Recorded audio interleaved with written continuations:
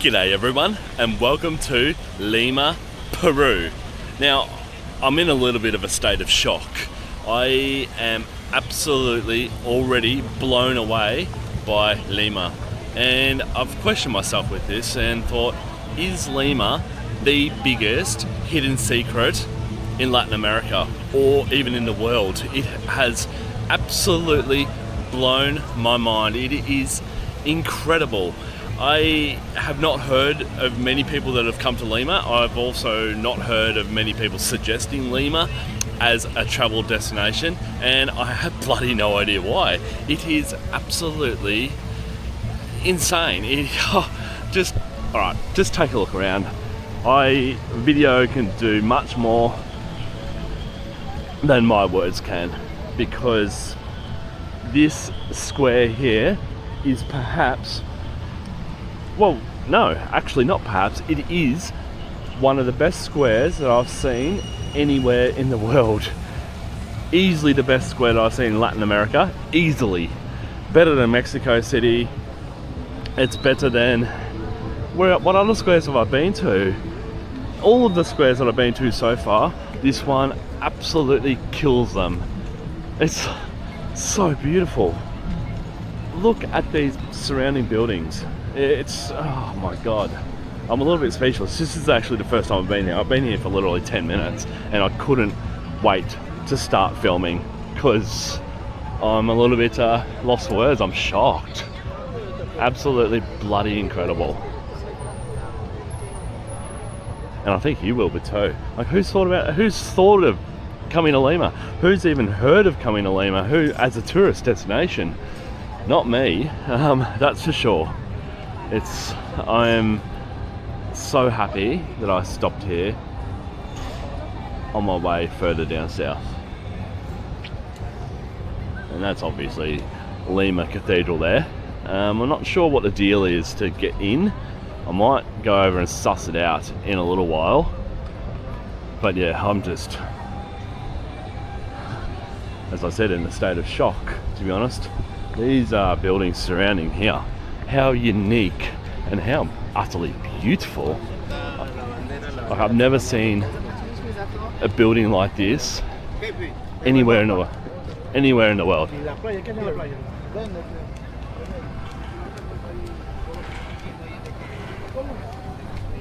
I love the protruding timber windows that are coming out from it. What is that? It's so beautiful and ultra unique. I've never seen anything like it in my life. And why have they done that? It's just because it looks amazing. I don't see any other purpose for it other than making it look absolutely incredible. And what an amount of work that they put into it. Now, the Centro historical area, which is where I am now, is obviously in the center of the city. Being Centro is a beautiful garden. I saw a guy working on this earlier. He's right behind a llama there. Oh my god, this is perfect. Yeah, so what I was going to say is that it's not near the beach. It's probably about 10 kilometers inland from the beach. So a different type of climate here. It's definitely a lot warmer in the center here, as opposed to the beach. But yeah, I wasn't sure what to expect in the center. I thought, I'll come in here for a little bit and then I'll go back to where I'm staying. But I think I could easily stay all day here. Even in the Uber ride on the way here, there's so many massive buildings on the way that I wasn't expecting that I'm going to walk to after I have a good look around this area, because it was surprising, to be honest. And I know that may come across as a little bit insulting to Peruvian people, but you don't advertise your country really well at all. And that's obvious. I am absolutely shocked, but also absolutely stoked that I'm here. It's, yeah, unbelievable. A city of, what is it? It's a city of almost almost 12 million people, 11 or 12 million people, so a massive city. As I said, it's kind of two parts to it. Like, there's a city centre here, and then where most of the tourists stay is down near the beach in Miraflores or surrounding neighbourhoods around there. But also there's, as I said, it's 11.5 million people, so a massive city. And getting the bus from the airport to where I'm staying was so interesting. It is typical Latin America, like a lot of call them slums. I hate the word slums, but call them slums on the way, and a lot of different type of housing on the way. So it is a massive area. But when you come here as a tourist, you're probably just going to come to two areas, which is the Centro area here and the beach area, which I will add onto this video later. I'm just waiting for the clouds to break up a little bit. It's quite cloudy since I've been here. It's been quite warm, but cloudy, and I'm just waiting for them to break up so that I can do a video down at the beach area, because the beach area, like the center area here, is also insanely good. It's so impressive. So yeah, let's do a bit of a deeper dive in. Oh my god, look at this area over here.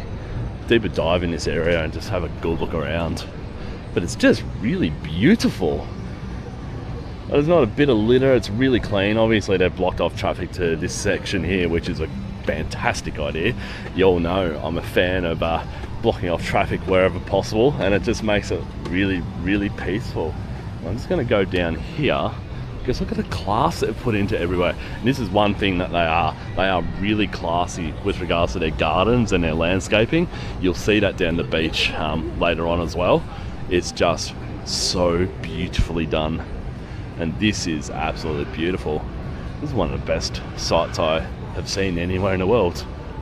Incredible, crazy. It's crazy incredible. Wow, what a pleasure it is to walk down here.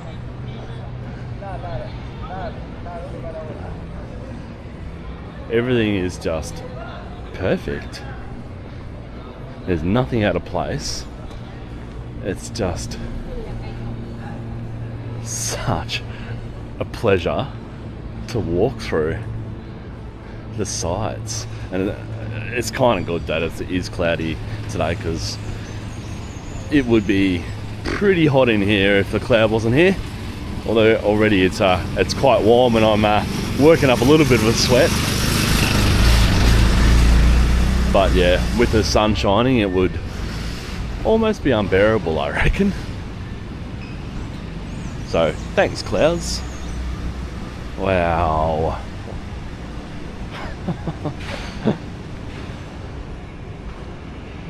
Now Lima is a hotspot for expats to come and live. A lot of Americans move here to live. It's a lot cheaper, obviously, in America. Probably a lot safer too at the moment in America. So just be aware, there are a lot of expats here. But as I was saying, not many tourists, well, especially none really from Australia or that part of the world, because as I said, it's not really heard about at all in Australia. It's definitely not promoted, other than Machu Picchu, which I've been to many years ago.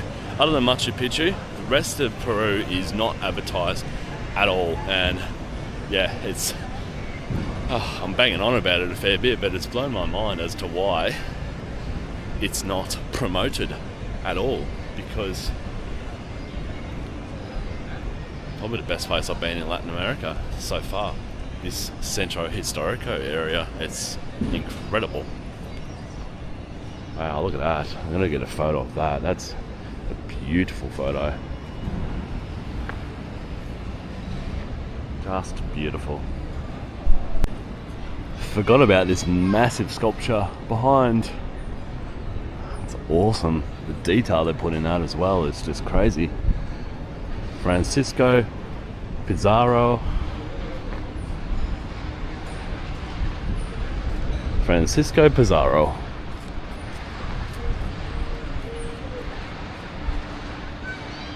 Imagine being that important and having a sculpture built after you. Some crazy popularity heights right there.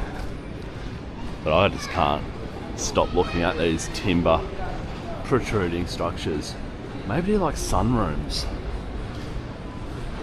They come out probably 1.5 meters out from the wall, so maybe they just step into as sunrooms. I don't know. Or as I said, they're just to make the building look extra special. Which, if that's the idea, they're definitely doing their job.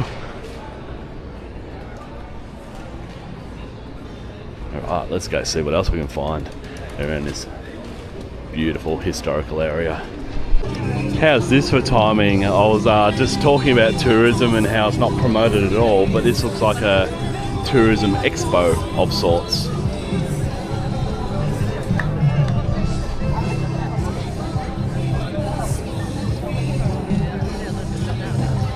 It says exterior turismo, so maybe they're thinking about or showcasing new tourism opportunities for international guests, international tourists. Maybe that's what it's all about. I think there might be some famous Peruvian people over there because everyone keeps on waving and taking photos. I'm not sure. Not sure what's going on. Heap of local people. So hopefully they are going to promote Lima a lot better, because they definitely need to. This would be an absolute tourism hotspot destination of Latin America. I'm trying to get over to the palace there, but it looks like it's all blocked off today. I might just walk up here a little bit further to see how we go. There's the police here ready to rumble.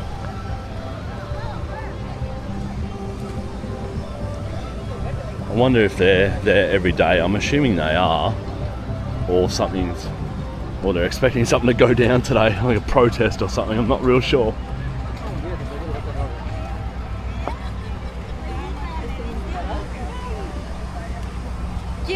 This building on the left here, straight ahead, it's kind of looks like the original building in the whole area with regards to the timber protruding out from it. Doesn't have glass windows like the rest of them, and the building itself looks a lot older. No, thank you.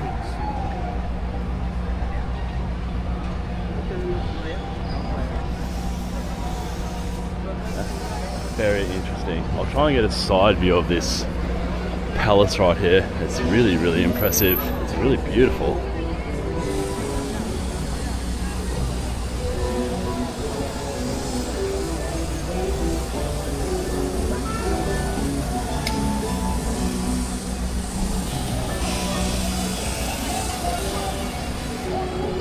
I'm gonna go around the corner and check it out. Have a look at how massive this palace is. This is almost matching the one in Mexico City, and this one here looks a lot better. The architecture in this place is incredible. And you got some cool Peruvian type souvenir shops here on the right. So much Peruvian style clothing. Much like Colombians and Mexicans, they are all about colour and vibrancy. Just beautiful. Oh, and also they're all about their alpaca here. They love alpaca fur. They make a lot of clothing out of it, a hell of a lot of clothing out of it. They do say it's one of the best materials in the world for clothing.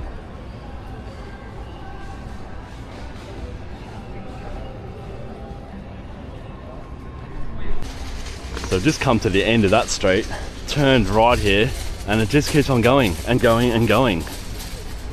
I might need 2 days for this area. Lucky I'm staying in Lima for a week.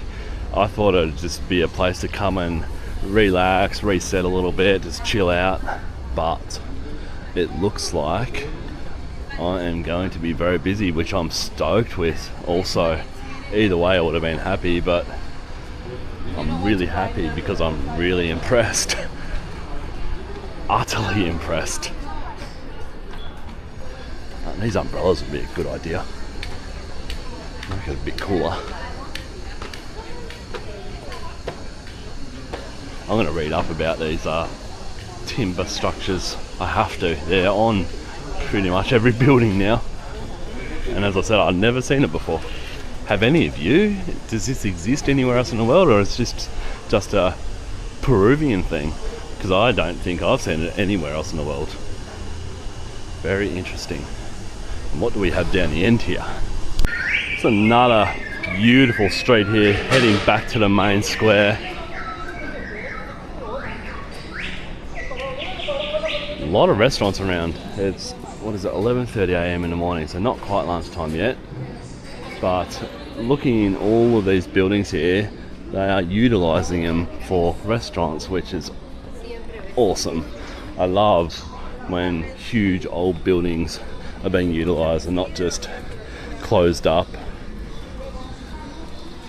and yeah, just sitting there wasting away.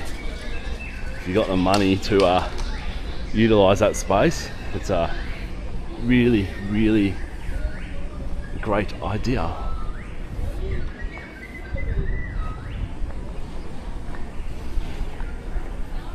The sun is starting to peek through now, and I was right, it is very warm. You can see all the people getting under the shade just there. But I've also, in the meantime, done some research on these timber structures because obviously they fascinate me, and I was sort of right. So the protruding timber structures in the historic centre of Lima are ornate wooden balconies. They date back to the 17th and 18th centuries. These iconic features, often with carved wood and lattice screens, provided shade, air circulation and privacy, allowing residents to view the streets without being seen. They're obviously really famous people used to live in these buildings, or perhaps still do, and they want a bit of privacy, and this was their way of getting that privacy. So there's a lot of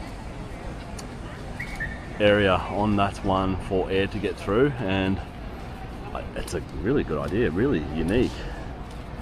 And the significance of them is that they are a hallmark of Lima's colonial architecture, blending Moorish Baroque and Renaissance styles. And also, they are a World Heritage Site. Would you like to discover beautiful places? No, Here in Lima, Old Town? I'm okay, thank you. Yeah. 40 minutes, I can show you all these beautiful monasteries. And we can enter to the mayor of Lima to discover a beautiful old library. Not today. Today I'm just walking around. Oh, yes. Thank you. Only for $30. Thank you. No, it's okay. Thank you very much. Thank you very much. It's okay. And quite a few people like that coming up to me, obviously tour guides. So if you don't have a tour guide booked before you come here, then it's quite easy to get one off the street. I've had multiple people come up to me already with regards to trying to sell me private trips to Machu Picchu. Not sure how much they would be. I haven't got into discussion with them, but yeah, that's also another way. If you're a little bit of an unplanned person and you just rock up here without having any tours organised, you can just grab people off the street. They're probably a lot cheaper and probably better too. That guy spoke perfect English, so yeah, it's a good way to do it if you're a little bit unorganised, which I am sometimes. Anyways, I'm just going to go up here while I'm here and just see what the deal is with getting in. And it looks like the deal is, like every other Latin American place that looks incredible, it's free. Just go in and have a look.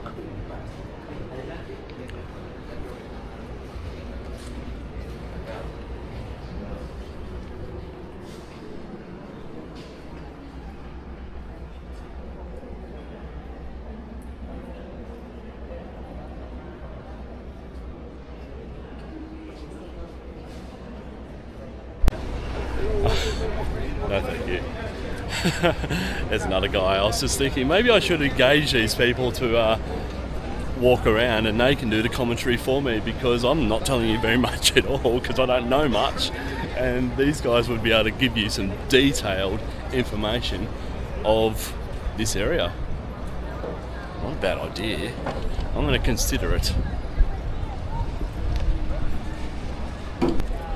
This is actually an incredible view looking over the square up here. I'll just zoom in just a tick.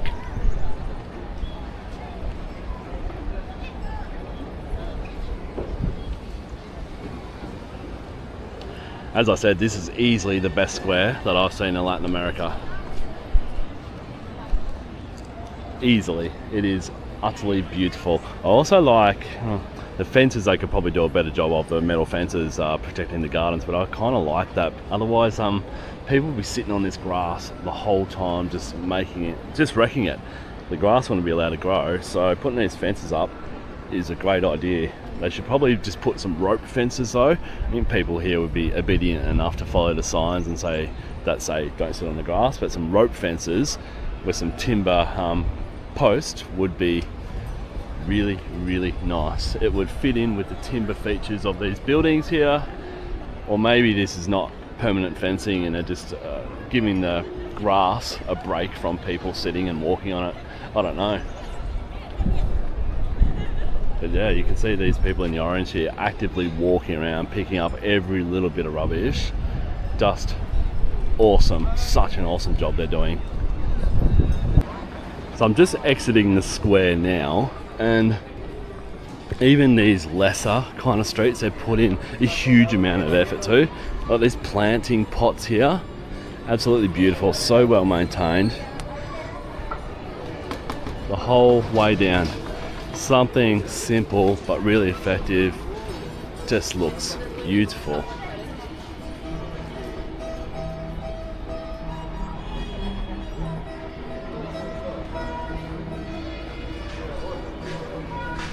You can feel that you are walking in somewhere really incredible, really historic. The amount of things that would have gone down here back in the day, yeah, it's awesome to think about. Police are on the run.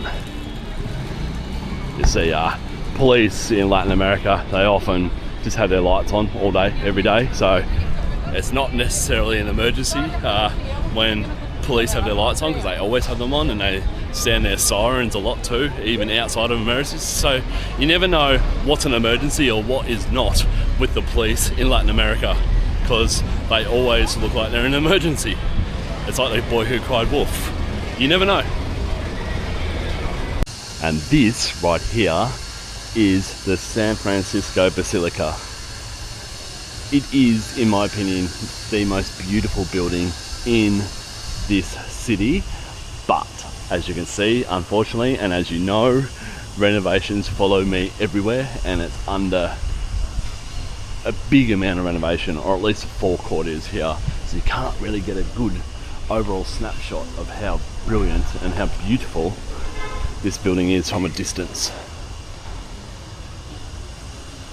But I'm going to see what this sign says here and try and get inside. Beautiful. Free yet again. Let's have a look. Oh my god.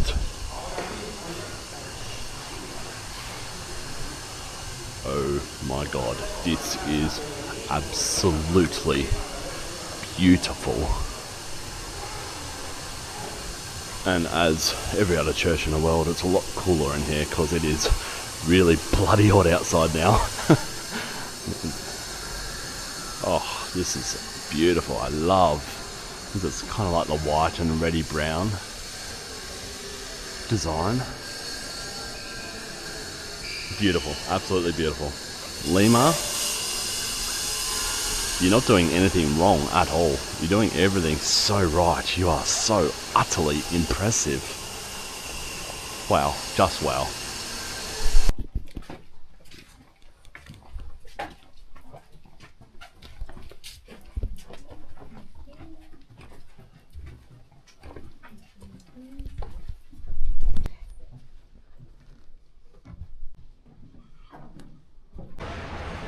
So I've just been for a tour in the museum side of the San Francisco church behind me, and I really wanted to see the catacombs, which is basically an underground cemetery.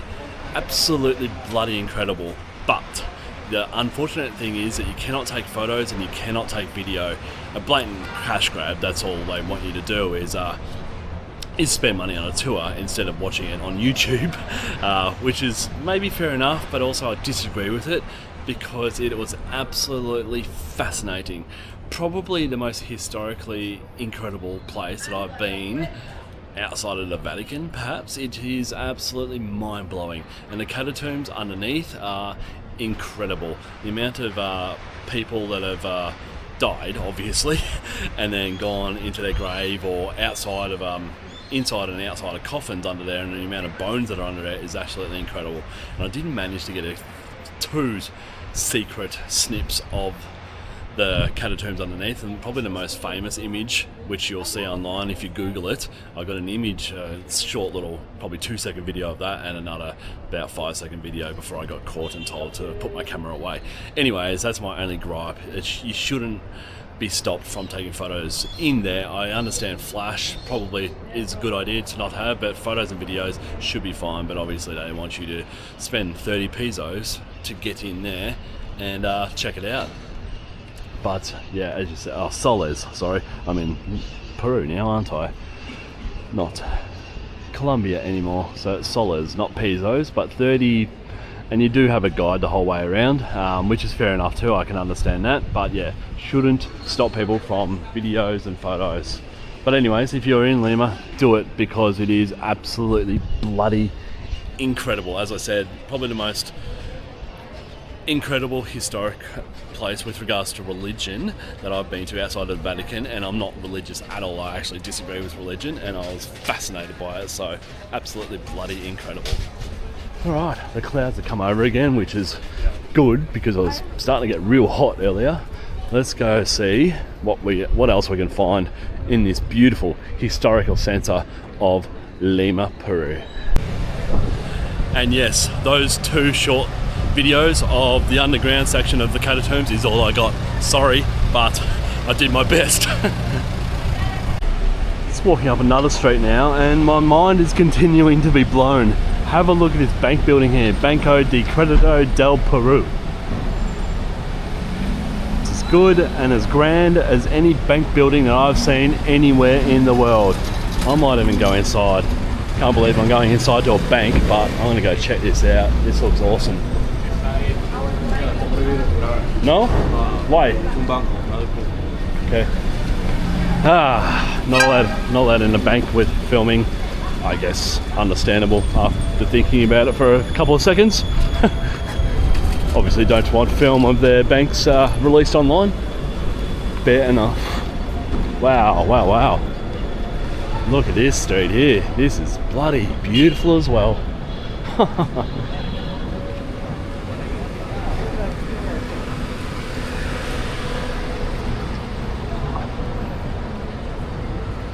That bank building is amazing.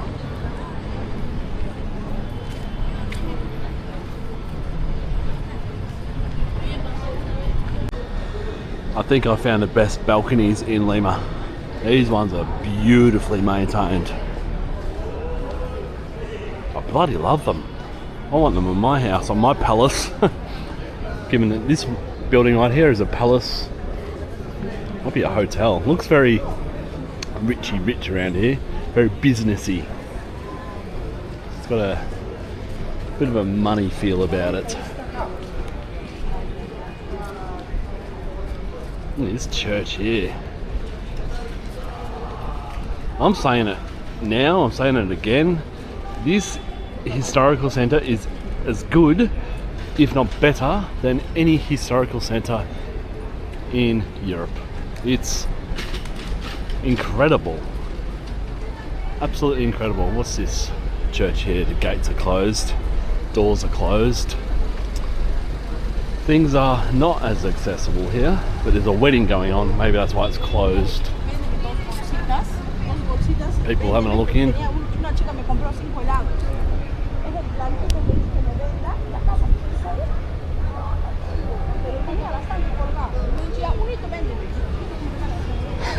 Not the most classy car for a wedding. What is it, a Nissan or something? It probably could have hired a better car just for, I don't know, just for the photos at least.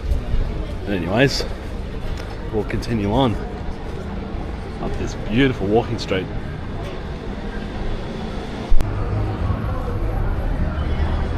I'm just gonna continue walking up here. I think this is like the CBD, the Central Business District, the main shopping area of Lima. Definitely looks busy, looks active, a lot of people.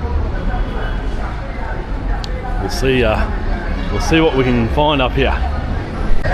Wow, what a change from where we just were to this.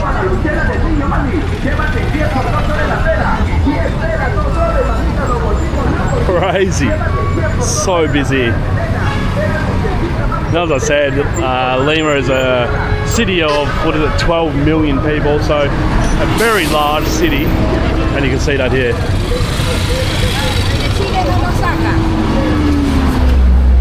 I'll just walk along here for a little bit and see what we can see. Geez, they love a horn. I reckon they love a horn here more than Colombia, Medellin, which I thought was impossible, but these guys bit their horn in absolute anger. There's anger behind their horn pushes.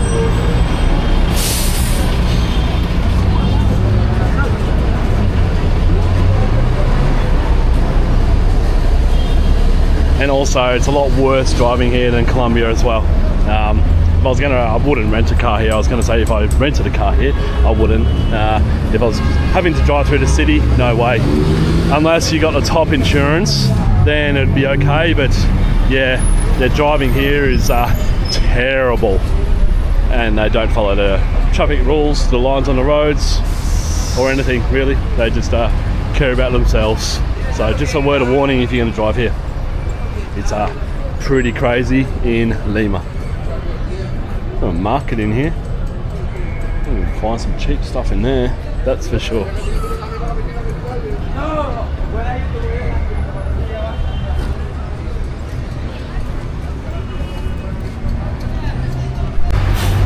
As you'll see, there's buses after buses after buses in Lima, and that's a direct result of not having a subway system. They have one above ground train line, and it's called line 1 or something, but no underground system. So their main mode of transport for the local people is buses. But if you're a tourist, Uber and Didi, and there's probably another one available here, they're dirt cheap. As I said, I came from Miraflores this morning. It was probably took about 20-25 minutes, and it cost me $4 or $5 Australian to get here. So tourists, I'd say probably stick to Uber and Didi because it's not that expensive and more convenient than the buses. But yeah, an insane amount of buses in the city due to no underground subway system. Alright, we are almost there. Let's keep walking.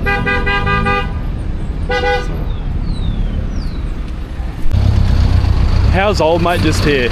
Missing a leg and half an arm and still getting around on crutches like an absolute legend. Geez, that must be hard. But inspirational, really. Wow. Have a look at this river. It is raging.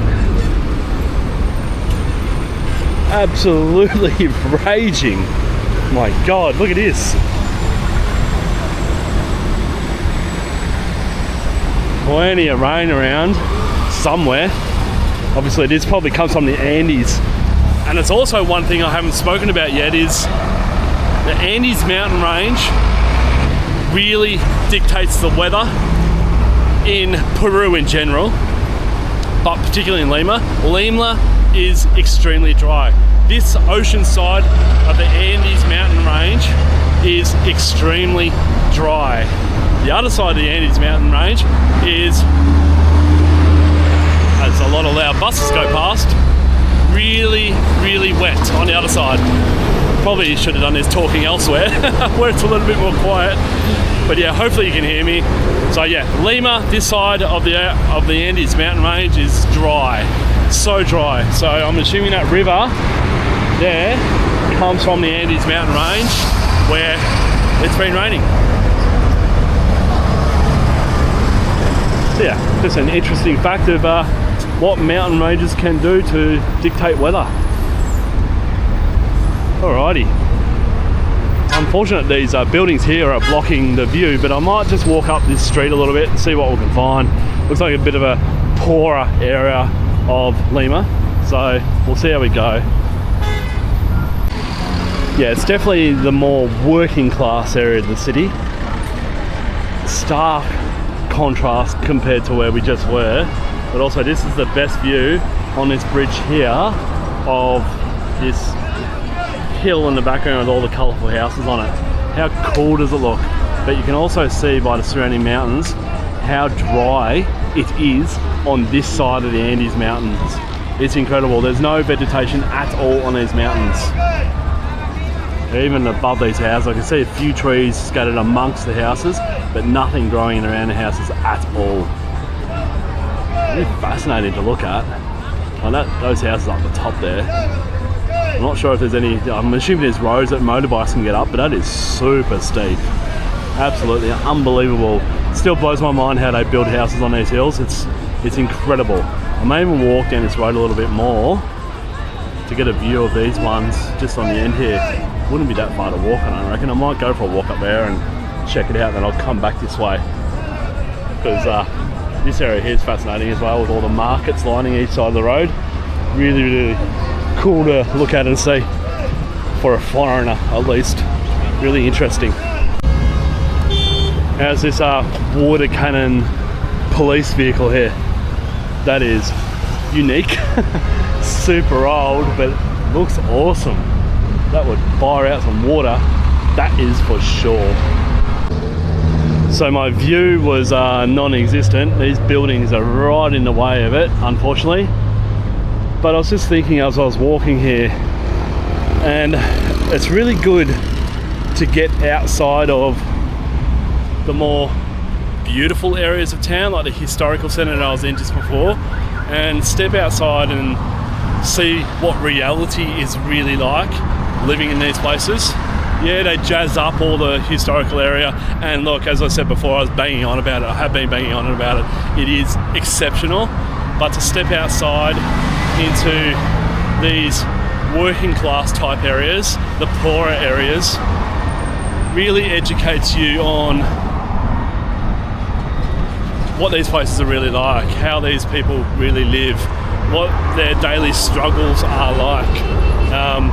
I've got a good friend in Lima here, and just hearing about her day-to-day life, she can't wait to leave Lima, and I can now see why. When I was in the historical centre, you're kind of blinded to the struggles of these people and this country because it's all jazzed up to look good. But yeah, once you step outside, you go, oh shit, okay, this would be an extremely hard place to live. Even when I was staying in my hotel in Miraflores, it's like fake Lima. They've done it up for the more wealthy people and all the tourists, but when you step outside, 90% of the city is like what's around us now. It's, yeah, hard to really put it forward to you guys on video as to the feeling that I get when I walk through these places. I definitely appreciate and realise that I'm extremely lucky to live where I live in Australia, because yeah, these places to live in would be so difficult, and I have a huge amount of respect and admiration for the people that live in these areas, because and just it's hard. But as you saw, the guy just then waving at me, he's they're happy, they get on with life, there's no bullshit, they know what they've got and they make the most out of it, which is really cool. Anyways, I'll continue on back towards the historical centre. There's some more buildings that I want to see over the other side of the historical centre, so a bit of walking to do in front of me as per usual. But I do love the return of street food. As you can see, it's where all the local people eat, the cheapest and usually the best, most beautiful, delicious tasting food. And I love how these are everywhere in Latin America. Bloody love it. And also little stalls like this that you can buy some chips and some drinks for dirt cheap. Love that. Alright, so we'll cross this bridge again. I'm going to walk through this little market on the other side there. A little bit chaotic, but it's the areas I love. And if you're looking for anything to buy, they're the best places to buy things because they're dirt cheap and usually pretty good quality. Even the fake knockoff things. I've seen Nike bags already for 25 soles, which I'm working out.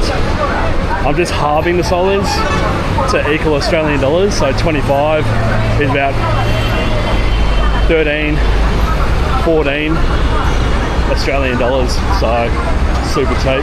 Actually, it's probably even cheaper. It'd be about 12 Australian dollars. So yeah, dirt cheap. The markets are lining this bridge here. So cool, so cool. But you can also see how tough these people have it. Really, really hard.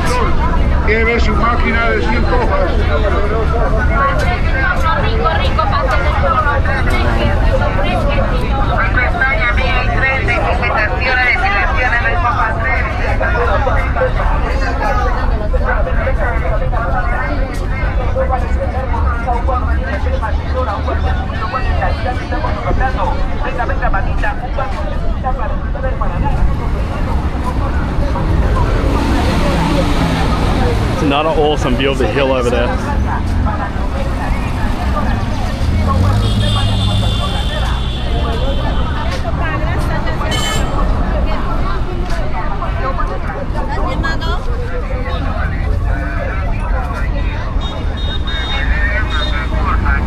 And just like everywhere else in the world, watch your personal belongings. Don't be on your phone too close to the road because people will grab it from out of their cars or pull up in a motorbike alongside you and grab it out of your hands. So just be careful of your personal belongings when you're near a road in particular. Oh, you got Nike shorts there. Look awesome. Probably about $5 or $10 Australian. Perfumes here, sunglasses, technology. Haven't seen any watches yet. I'm a little bit disappointed I didn't get any watches in Mexico. And some of them look really good. Some of the Rolex ones. But, might just have to go back to Mexico, mightn't I?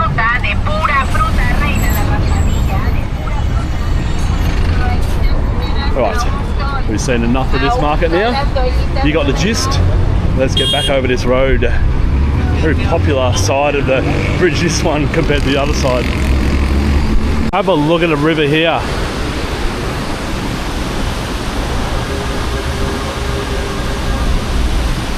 Absolutely raging, but also not as much as what it can rage. Look how wide it can be.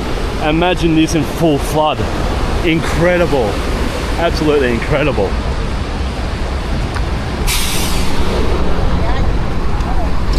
Found a market here. Let's just go for a walk and see what we've got. Might be able to find some absolute gold in here. Look at all the bags. Once upon a time I needed a bag. Way back in Canada, I think it was. Struggled to find a cheap one, and look at these. These look quality. They look awesome. Market of bags.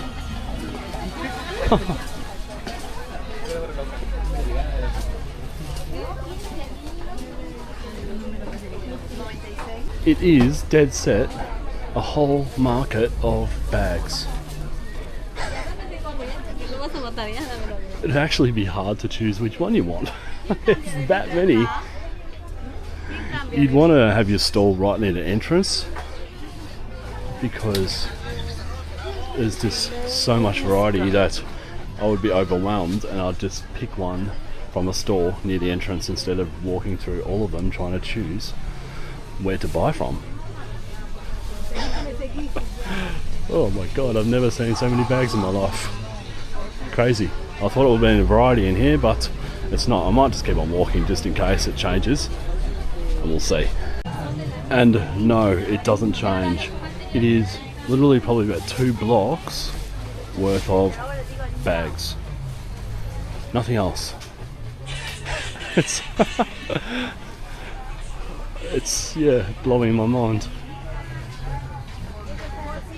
Some of them look so good, like really genuine. Some of them look super genuine, and some of them don't at all. But yeah, so if you're going to come in expecting anything else out of this market other than bags, you're going to be disappointed. But if you want a bag, you're going to be bloody stoked, because if you can't choose one here, you can't choose one anywhere. All right, let's go out into the hustle and bustle. It's like another market out here.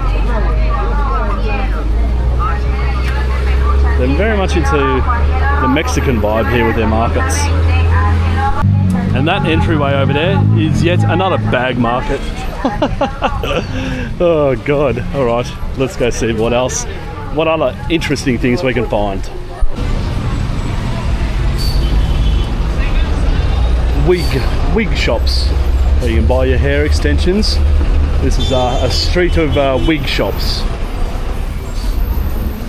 Very interesting. I like how they've got their own separate areas, like a bag market, and now it's a street of wigs. So if you know what you want, you just go to the area that's selling your product, and there's going to be multiple stores of the exact same thing. Bloody smart, I reckon.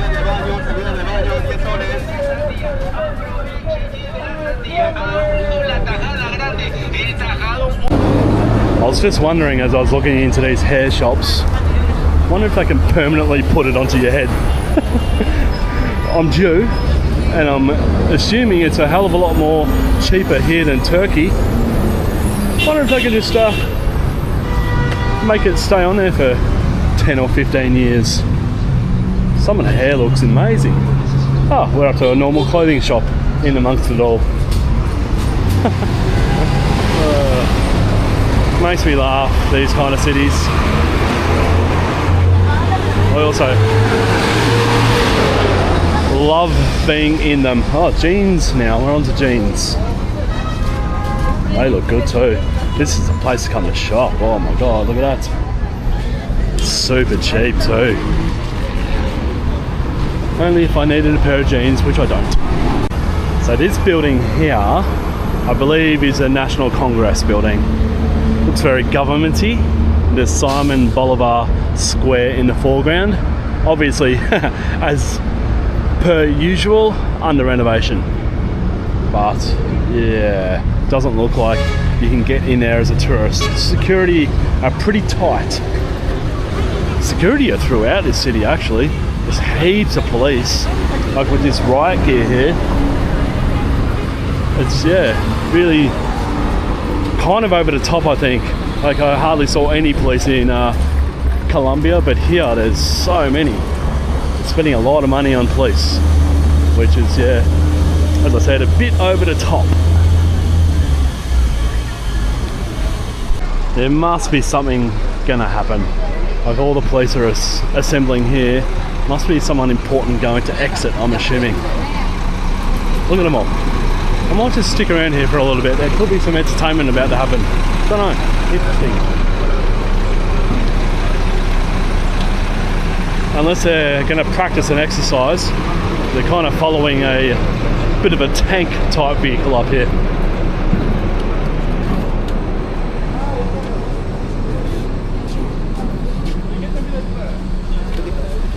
So they might be training, but I'm just going to wait 5 minutes and see what happens. Could be good to see.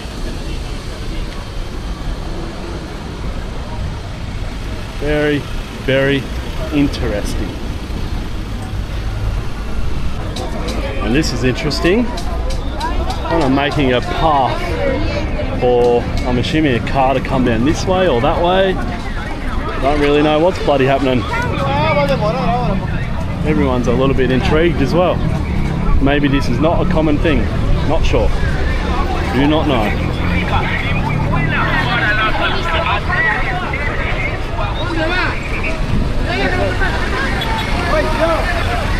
Oh, the police are not happy.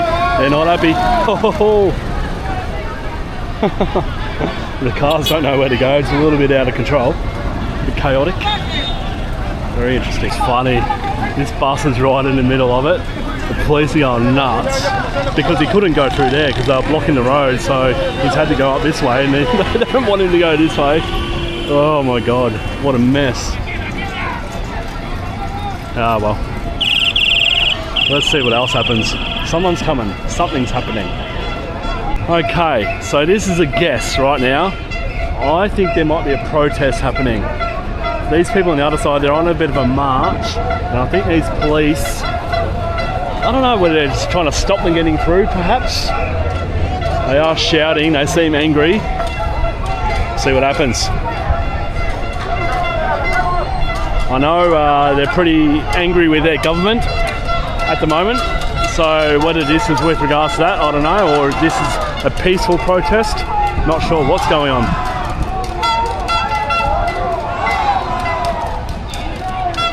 Or the police are just here to help the people march their way through, so they're not impacting or being impacted by the traffic. I'm not too sure.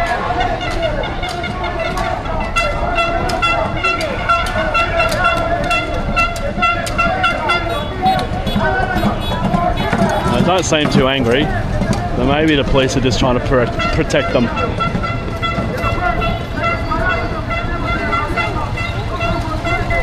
So it seems like a pretty peaceful protest. I still assume it's against the government. These police here are obviously trying to stop them from getting over the road there. Yeah, I cannot work out what it's about. I'll perhaps ask someone, but also it's kind of none of my business really. But anyways, I might just do a bit of a telescope.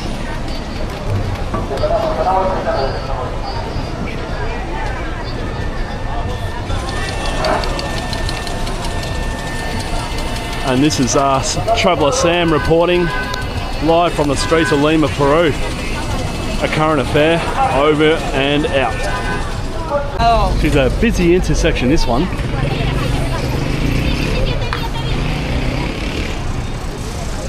One thing also that Lima has got right is wide footpaths, wide sidewalks like this. Absolutely brilliant. You all know I love a wide footpath.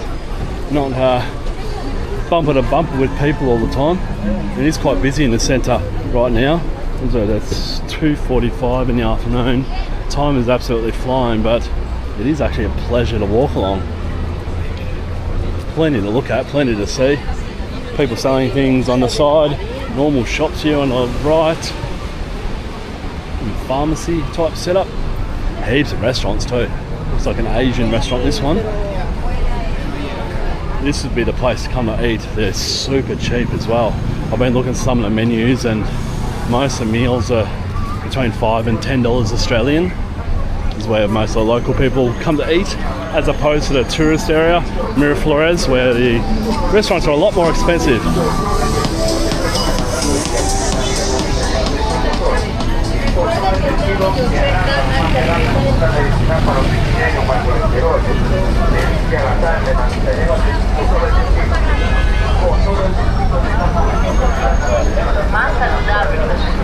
So busy, so busy,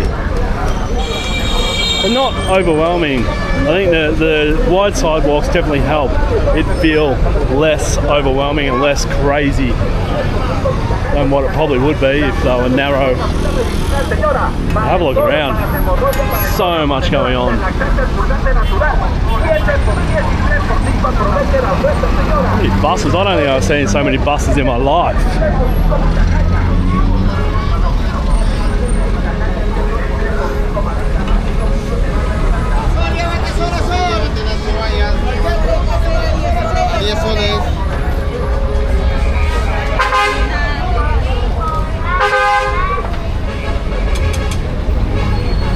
more have I heard so many horns in my life. They're bloody loud. And some of the horns they've also made to sound like police cars, which is quite funny. So I think if you're driving, you'd be constantly looking in your rear view mirror to see if there's a cop behind you or not, if there's an emergency or not, because a lot of them have modified their horns to sound like police, which is hilarious and I love it. Hey, what's this? This is chicken and chips for $19.90. That's 10 or 8 Australian dollars, $17.90 even cheaper. So get a good meal along here for cheap, or cheaper as opposed to back home in Australia, that's for sure. You go to a pub now in Australia and get a meal for $30 if you're lucky.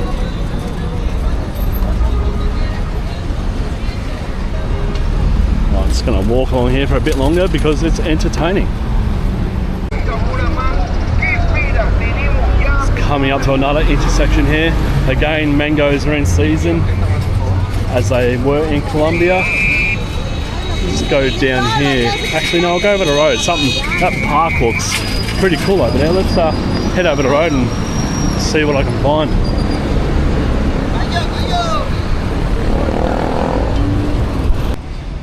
So I was just walking down this little indescript street here beside this absolutely massive building here. And I just thought I'm going to start filming because I'm going to be impressed when I get around the corner. Like I have been around every single corner in Lima today. Oh my God, look at this. Looks like the Justice Palace, Judicial Palace. Wow, that is massive. Absolutely bloody massive. I wasn't expecting any of this in Lima. Nothing like this at all. This is incredible. This is as big as any palace in Europe. It's as big as a palace in Mexico City. Absolutely incredible. Have a look at that.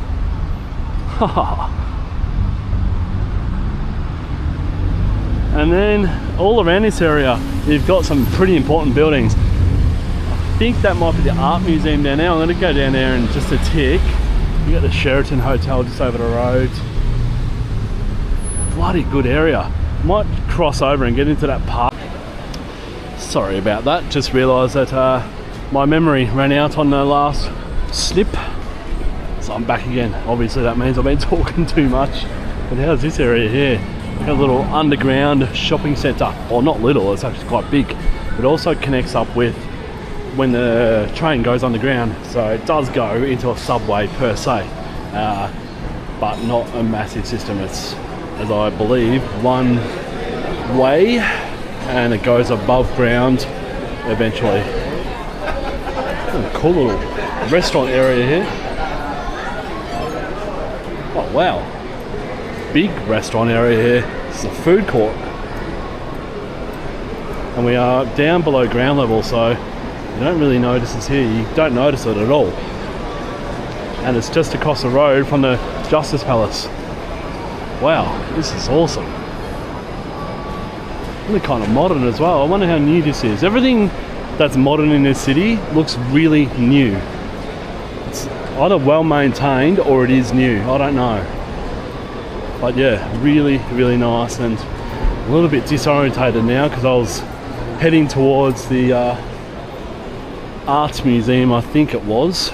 So I'm just going to peek my head up here at ground level and see where I am. I think I'm on the opposite side to the Justice Palace, but we shall see. Looks like a Maya. Looks exactly like a Maya. Or David Jones.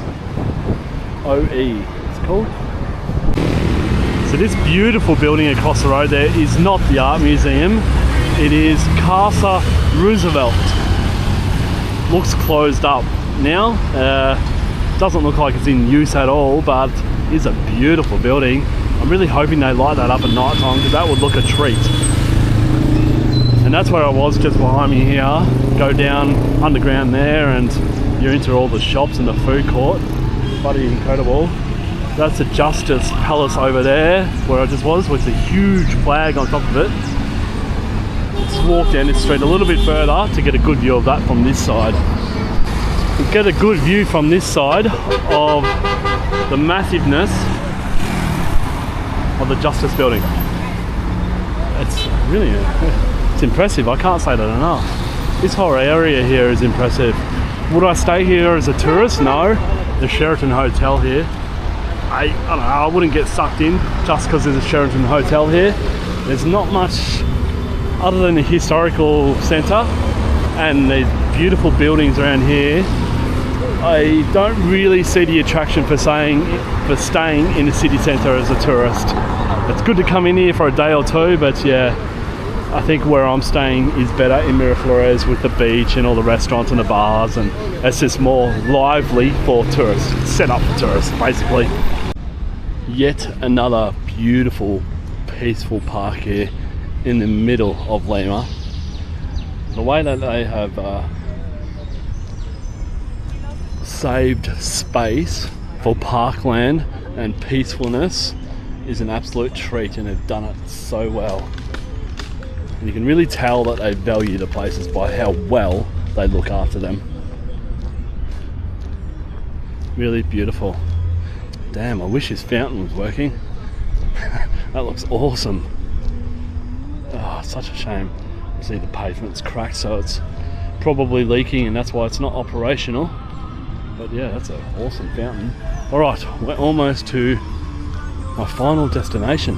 We shall continue on through this park and we'll almost be there. Well, this is a art museum of sorts. It's a beautiful building. Italian Art Museum Institute, National Cultural Museum, Italian Art. How beautiful is that?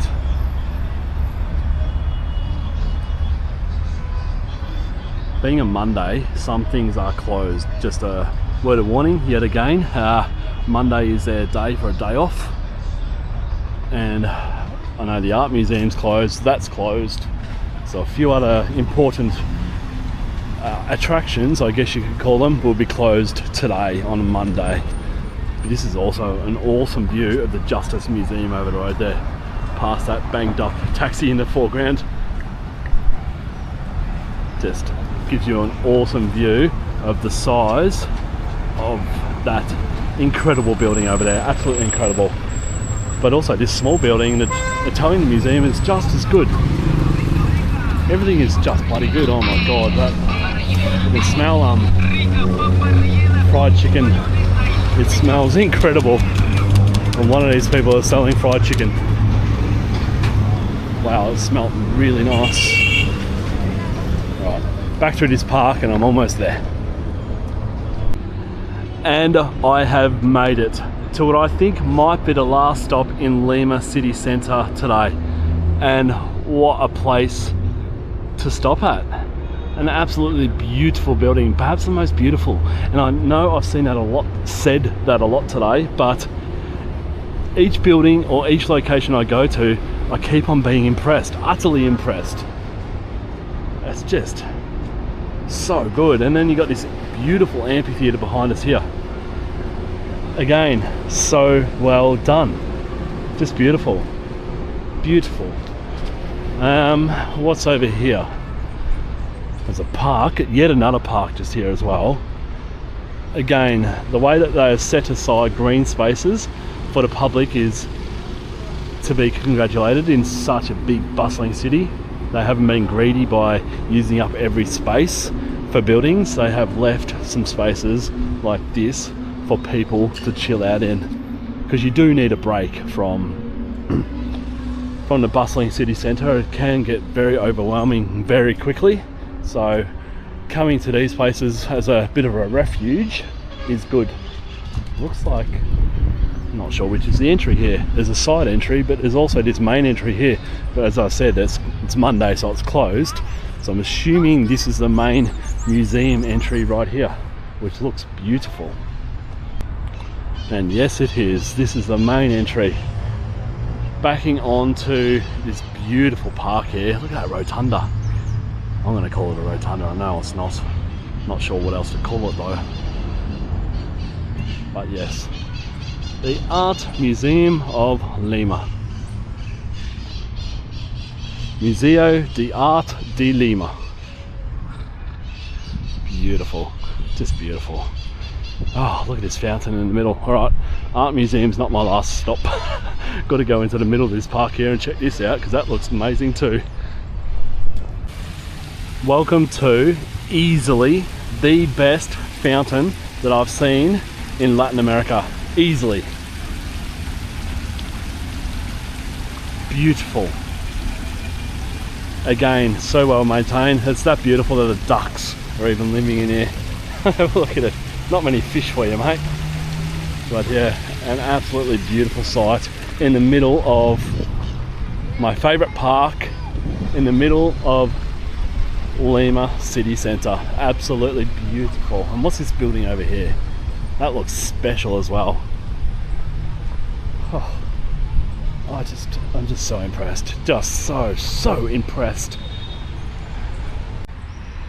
How's this beautiful building here? Super unique. I've never seen anything like this before either.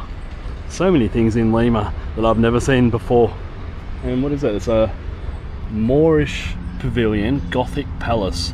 The Council of Lima expresses its homage to those who, with their effort, constructed this historical monument that has lasted for years. Its construction began in 1869 and was inaugurated on June 1st, 1872. Wow, that is awesome.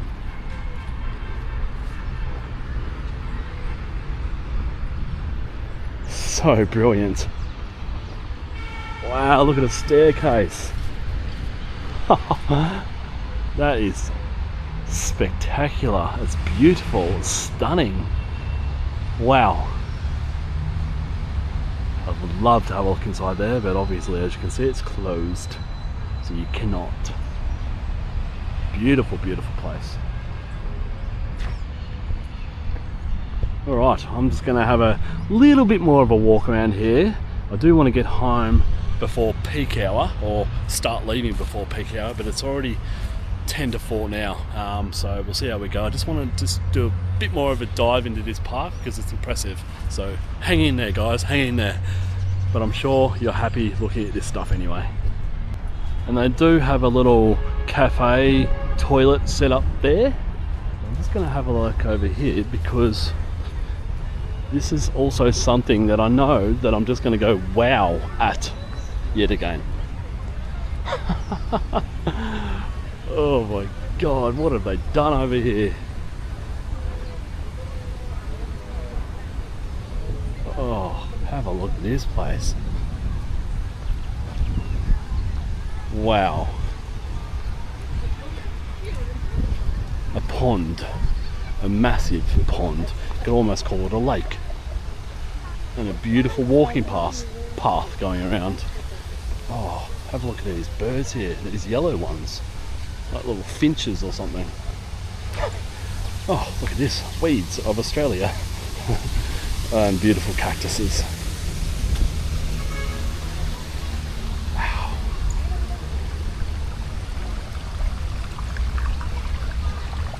Scared it. How's this? Super man-made, super fake, but still pretty bloody awesome. What's this over here? A stadium. Looks like a stadium there. What the hell haven't they thought of?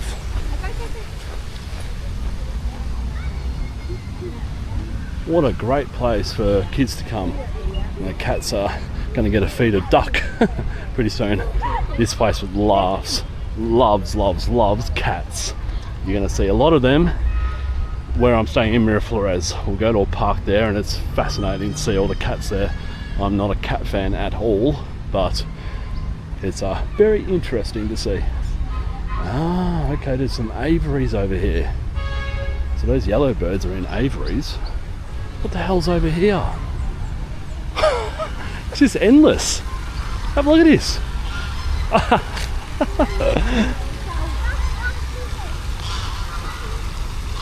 Looks like it's just for ducks. Oh, there's some boat rides over there. I'm just thinking there's got to be boat rides here.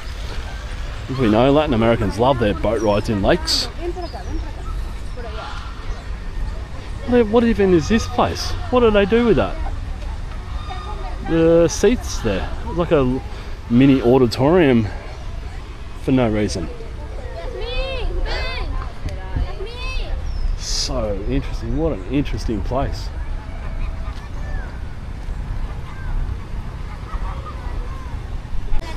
I was just thinking as I was walking just then, thinking that there is probably nowhere for kids in this city, especially in the historical centre of the city, but this is the place for kids, obviously. So if you've got kids, this is the place to bring them. You can relax in your gardens, we have a picnic with your friends while your kids just go crazy. One of the best gardens that I've seen in this city. Beautiful. Absolutely beautiful. And here is another pond. The money they have spent in this place has been so well spent. They could have done such a tacky job with this by putting amusement rides and all that kind of stuff in here for kids, but they've incorporated ponds and rides and push bike rides, etc., in amongst a beautiful setting. The gardens are exquisite, they are so well maintained, and it just looks like money well spent. As I said, they could have made this super tacky, but they haven't. It's really, I've got to congratulate them, because I saw this from a distance. I thought, oh, should I go over there? I know it might disappoint me, but it hasn't at all. Anyways, that, my friends, is my foray into Lima City. I had no idea that I was going to spend so long in Lima City today, especially in a historical area. I had planned to spend about 2 hours in here, tops, and I spent all day. It's now 4 p.m. Incredible, absolutely incredible. That really says how incredible Lima City Centre is. It's blown my mind. I'm impressed, massively impressed. I don't think I've been more impressed, and it's a place that I've never been before, so of course it's all going to be new to me. But what is in this city centre is truly impressive, to the point where I have done now 21,000 steps which is a big amount for just, what is it, it's been, I don't know, 6 or 7 hours in here, just walking around being utterly amazed and impressed by what's before me. And what has been before me should be drawing a lot more attention on the world stage than what it does. I have no idea why Lima is not a sought after tourist destination. It's definitely, as I said earlier in the video, not advertised in Australia at all, except for Machu Picchu, and I now have no idea why. What are the tourism departments doing? Lima should be promoting itself massively.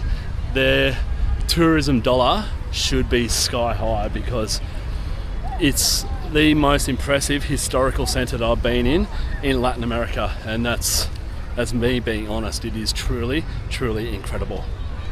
Alright guys, I'm off to get an Uber back to where I'm staying, and in the coming days I'm going to be doing a video of the area that I'm staying in down on the beach side, so I'll join that up to this video. I won't do 2 separate videos this time, but yeah, I'll hit the road again in my area with the camera and we'll do a video there.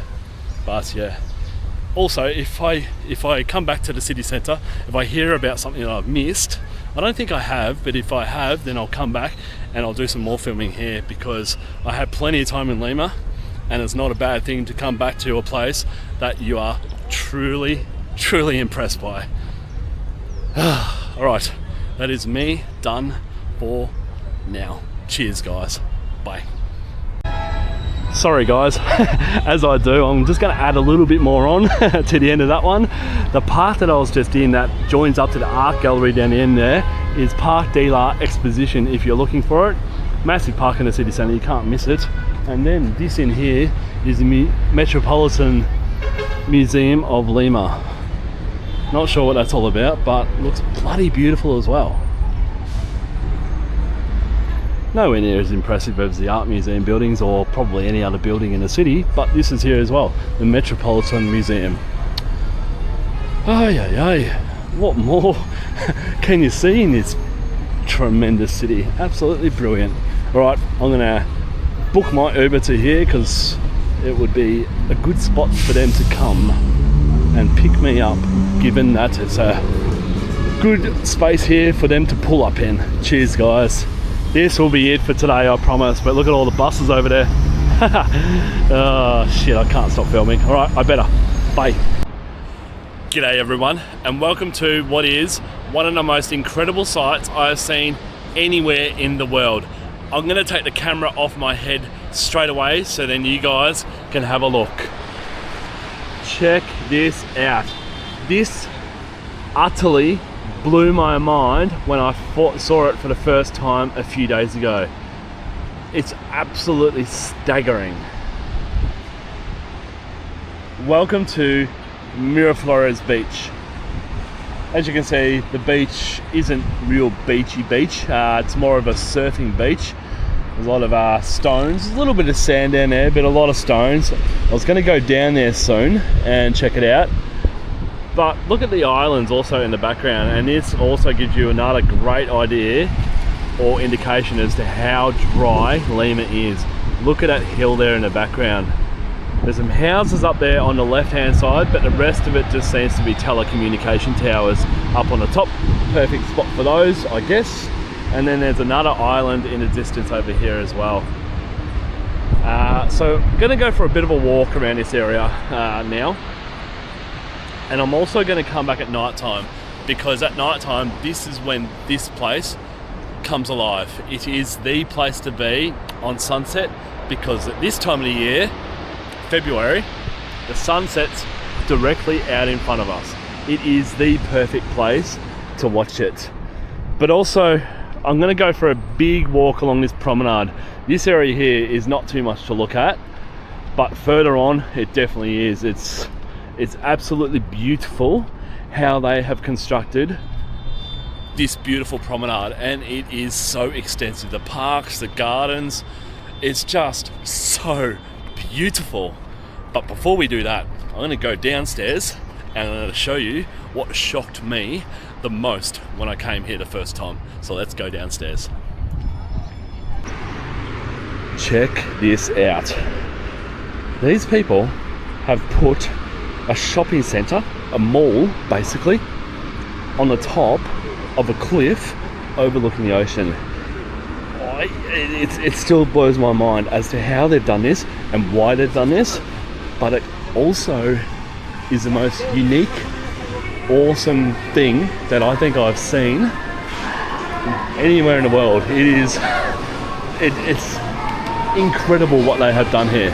As you can see, we're just on the cliff overlooking the ocean, and now we're in a fully fledged shopping centre. It's crazy. And they've also got an underground car park there. The amount of work that they have put in here is absolutely phenomenal. I can only imagine the amount of earth that they have moved to make this happen. And who even came up with the idea to put a shopping centre right here? Usually they're obviously more inland, not right on the top of a cliff. It's it's crazy, and it continues to blow my mind. But as I said, I'm also going to come back through here at night time, because that is when this comes alive as well. But during the daytime with the camera, it's much easier for you guys to see. As you can see, you've got all the brands here. You've got Tommy Hilfiger, Converse, Nike. Further on we've got H&M, got Rip Curl. It's just, there you go, Calvin Klein right there.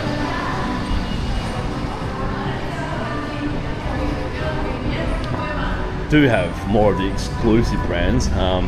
We are in an exclusive part of the city now. It's in a tourist centre of the city, Miraflores. That's where I'm staying. I'm staying, I don't know, 400 metres away from this place. And I'll also take you into Miraflores later on just to have a look around, because it is really, really beautiful what they have done to that place as well. But how good is this? An outdoor shopping mall. It's oh my god. But also over here you have some absolutely incredibly positioned restaurants, really popular, obviously due to what we're about to see right now. Have a look at this. Incredible. We'll just sneak down here. Let's have a peek. Look at this. Have a look at this. Hola.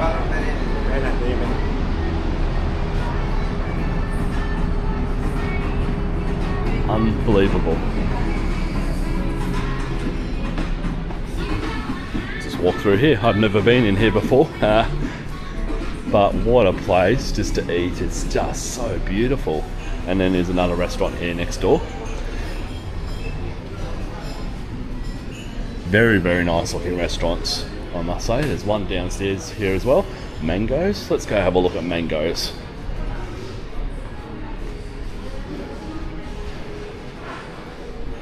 Might go down the stairs, hey? Let's have a proper look at this place.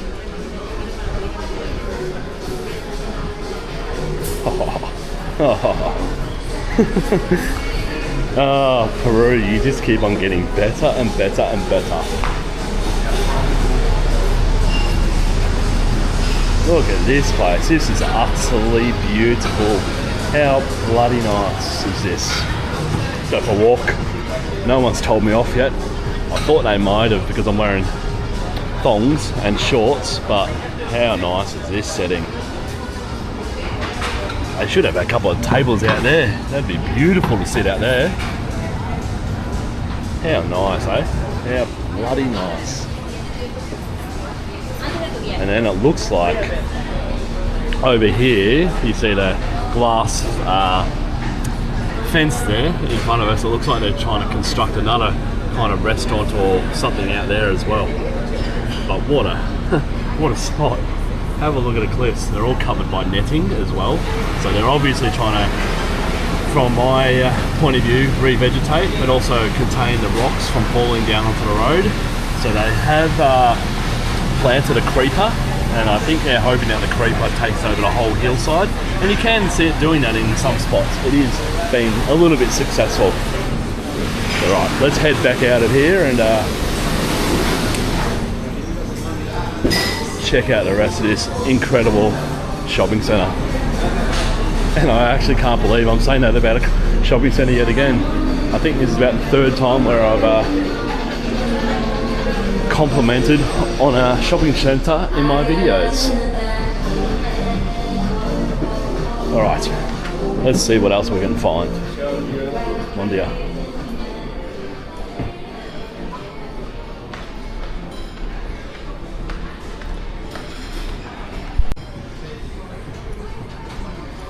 Go around this way. That's the back of one of those restaurants that we just walked through just then.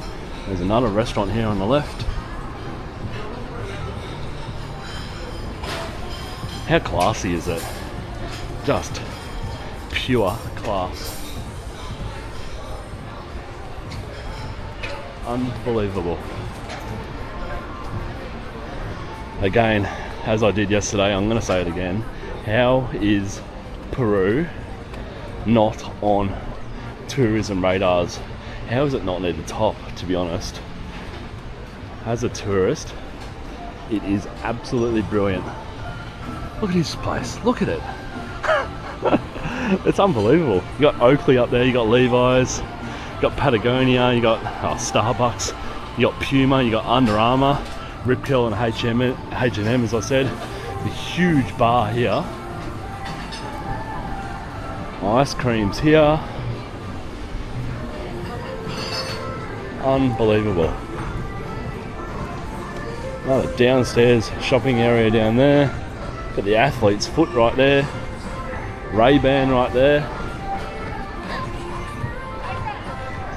Little mini booth shops here, sunglasses, skincare, desserts and cookies. Unbelievable, it's absolutely unbelievable.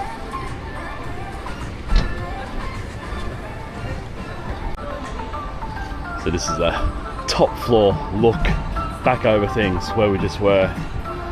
So we were just down in that restaurant there, behind the area with the fake turf and the palm trees. And then that's the glassed fenced area that I was talking about. Maybe it's been closed for safety reasons, perhaps. Erosion, maybe, I'm not sure. But yeah, you can see the netting on the edge of the cliff there. It's just absolutely incredible. It's just such a brilliant sight. Such a beautiful place. Also, as I said earlier, to watch the sunset. You got H&M Home up here. The normal H&M is downstairs. Unbelievable. So brilliant.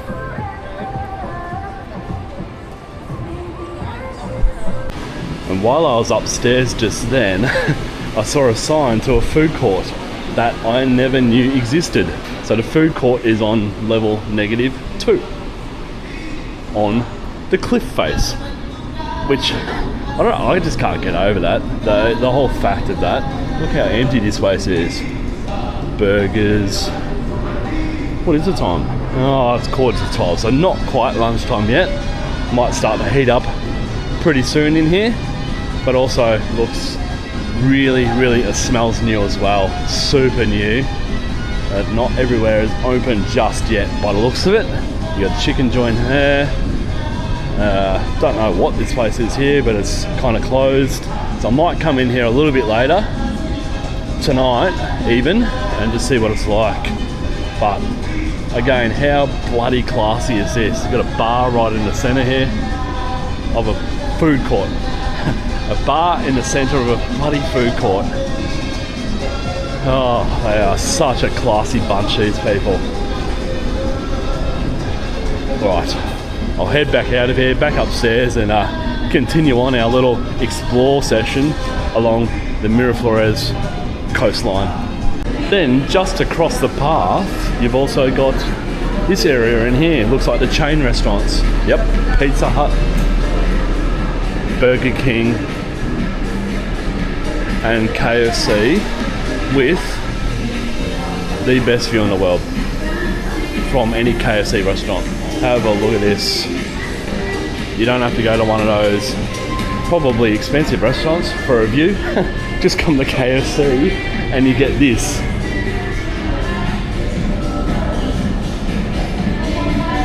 That is crazy. But good to know. If you want to eat cheap with a view, just come to KFC or any of these places here. Unreal. So good. So we're just on the other side of the shopping centre now, which is just there.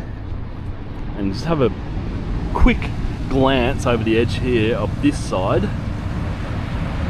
And then right behind us is your first glimpse at the beautiful gardens that are along this entire promenade, with this garden here being quite narrow and small, but really beautiful. You've also got hotels lining this strip, as you can see, but one brilliant thing they have done is they put all the hotels on the other side of the road, left this as parkland for public to use. They could have quite easily put hotels right here, but they've decided not to, which is again another absolute masterstroke. And look at the gardens. Look how much time and effort they put into these. It's just beautiful. All the different colouring in all the different plants and flowers and foliage. It's absolutely spot on. And you can see why it is one of the best places in Lima. The amount of money that they spent here and the landscaping is, I would say, it's perfect. there's nothing that I can see that could improve this area right here at all. It's sparkling clean, there's no graffiti, there's no rubbish. The gardens are maintained to the highest standard. The grass is really good considering the amount of people that are on this grass, especially later on. You'll see a huge amount of people, especially on weekends. My God, this place is crowded.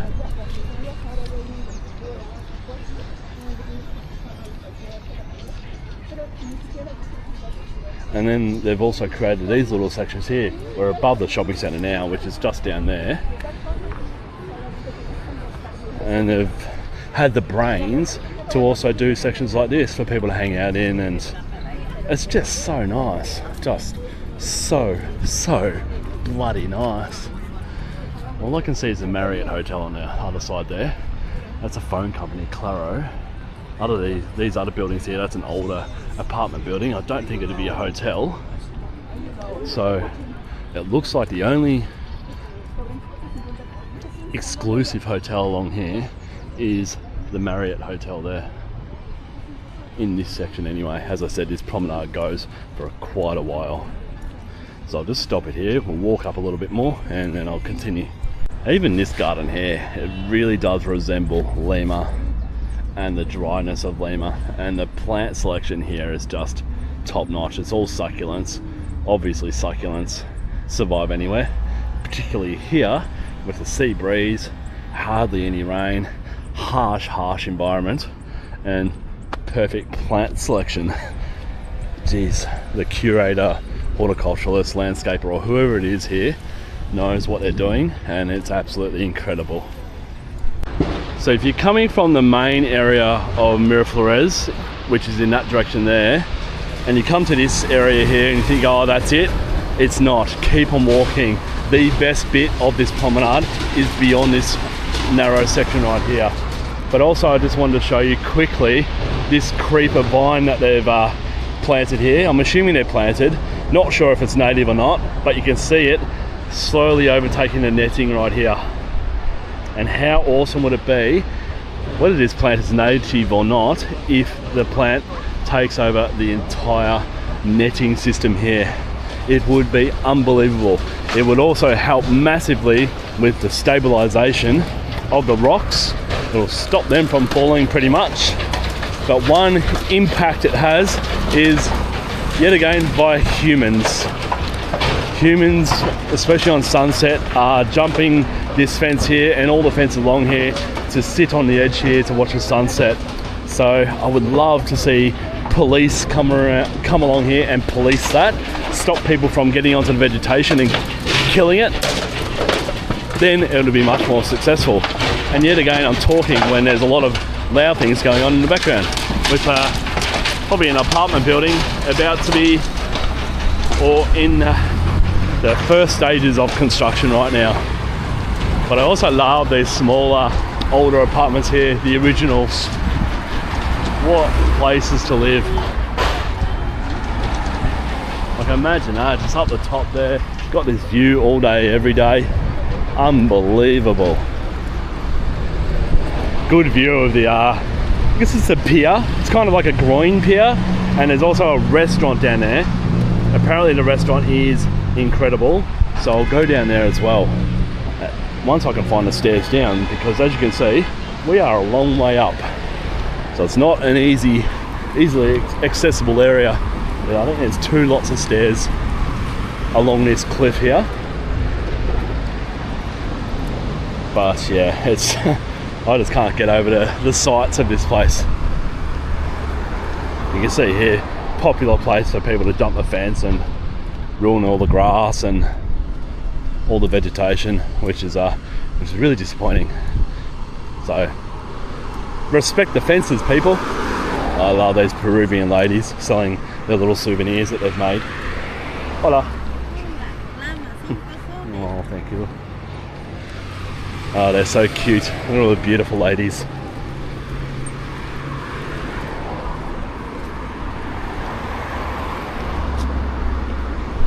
And now we come out into the start of my favourite area of this promenade. It is absolutely beautiful. I love the fence. I love the pavement, the gardens. Everything is just perfect. Just perfect.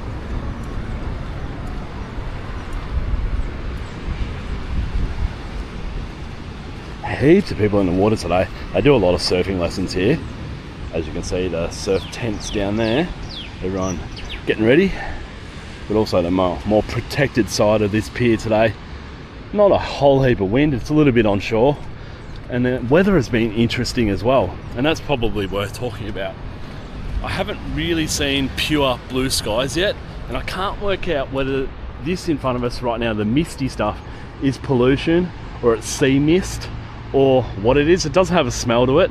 I'm not breathing any harder as though it's pollution.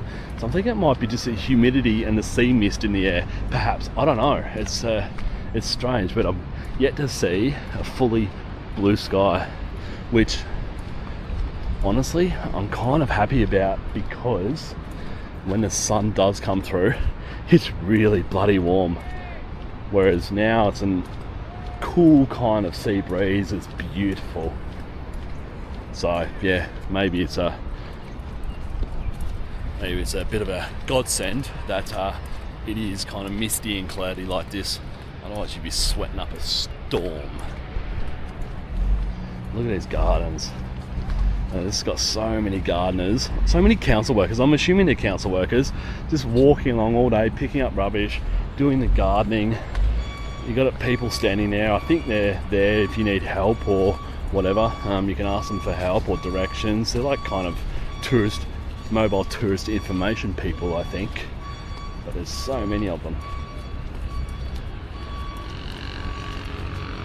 Have a look at this.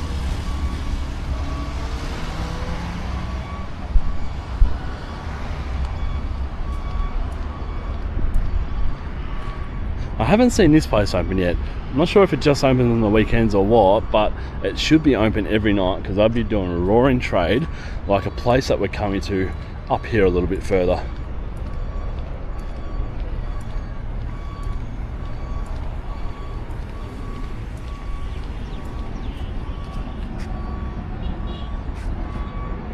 Maybe these are the stairs down, or they're just going back under the bridge.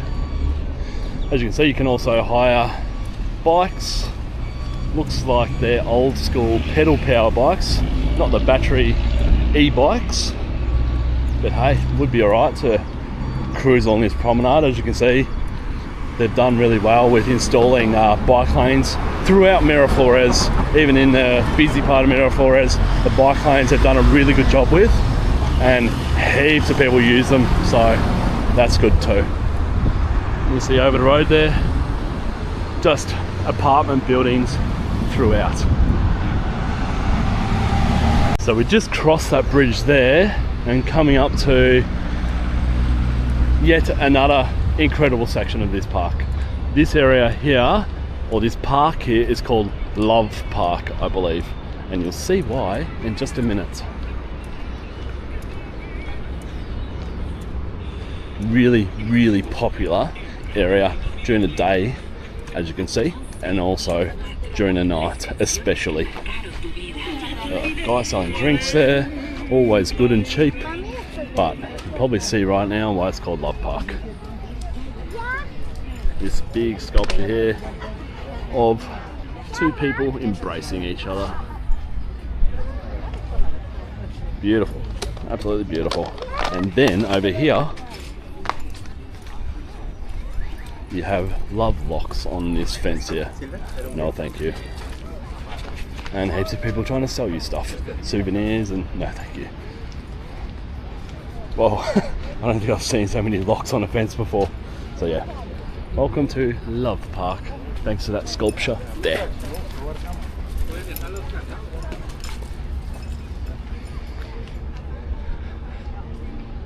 This place is absolutely packed at night time. People just sitting all along here. More souvenirs there you can buy. It's really nice, that mosaic fence right there. Done an awesome job. Sometimes mosaic looks really crap, but this one doesn't at all. It fits in with this area really well, I reckon.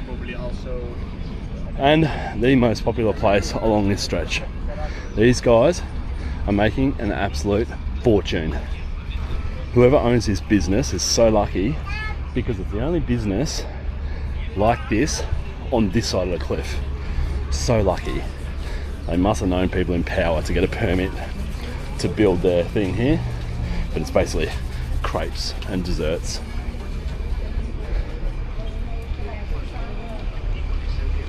Oh, what a spot. Absolutely beautiful, isn't it?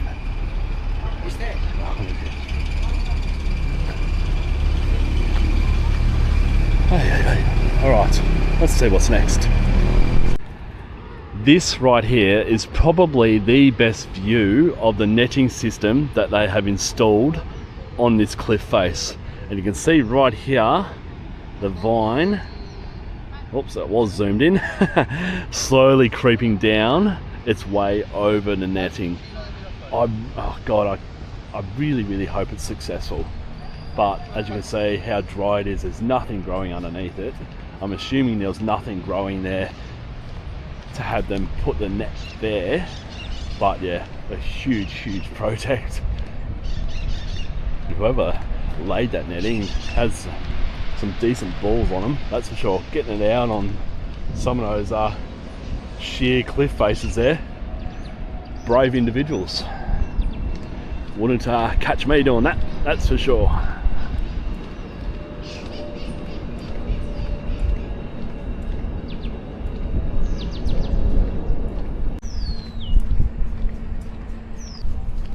Another beautiful area of the park here. The path going up to the main road there. Some old school exercise equipment installed, which, as you can see, is always popular.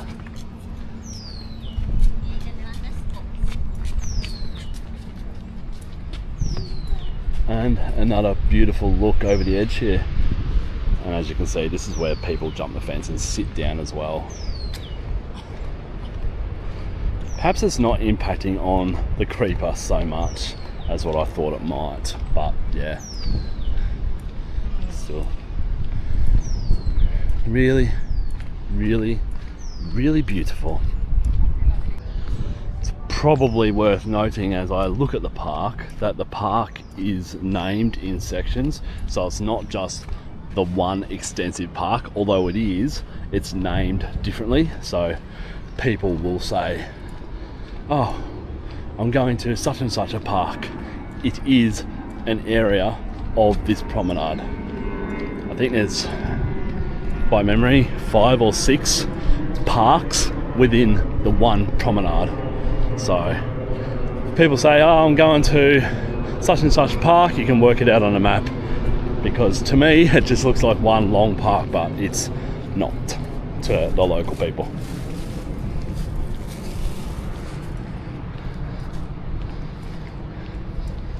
It's also another beautiful area, this one. The sculptures of important people from the Peruvian past. Beautiful old lighthouse there as well. Bloody nice.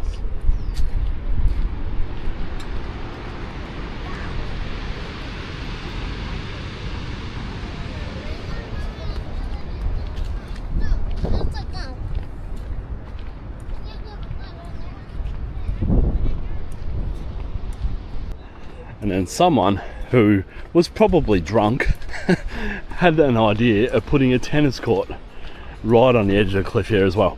I can only imagine how many balls have gone over the fence down the cliff. Mine definitely would have, that's for sure. Especially when they're hitting that way. Look at the way they're hitting. Straight towards the edge of the cliff. It's really funny.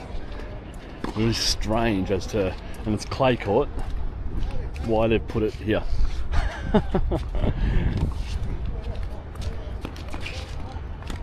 It's hilarious. And here's the edge of the cliff right here. The things that they put on the edge of this cliff is surprising me. Shopping centre, tennis court. It's just ridiculous, but it works. It works perfectly.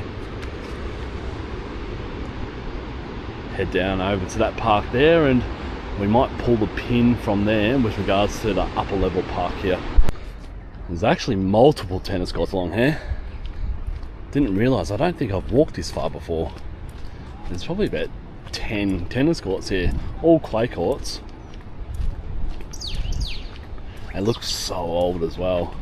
They're probably one of the first facilities to be here. Even probably before the formalisation of the park.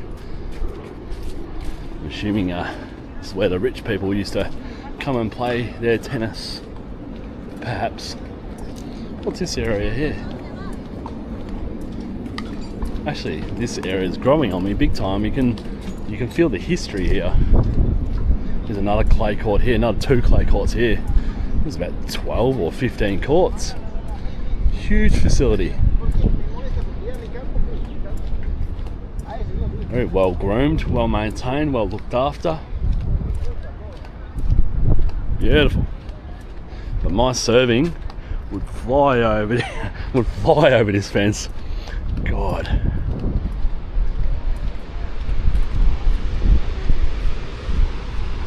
So cool, so cool. This is a very beautiful area right here. I wish they had signs for each of the parks that you're going into, and then I could tell you guys where this is. But it's probably about 1.5 kilometres from the shopping centre back up that way. What an absolutely beautiful place to have a picnic and just chill out and relax. And again, the path has changed, so maybe that's the path that you're walking on distinguishes which park you're in, because it all seems to change with regards to the sections that you're walking through. Maybe I'm onto something there, I don't know, I'm guessing. But yeah, really beautiful. It's a little bit more formal, this area. Looks a little bit perhaps newer. Love it a lot. This is unbelievable. The amount of money that they've spent here is absolutely incredible, and it is money very well spent. Oh my god, look at this area down here. A whole exercise area right on top of the cliff.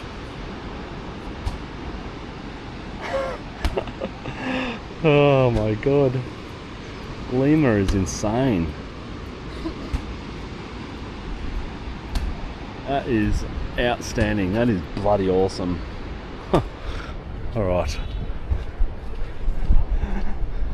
What else is just gonna make me say wow?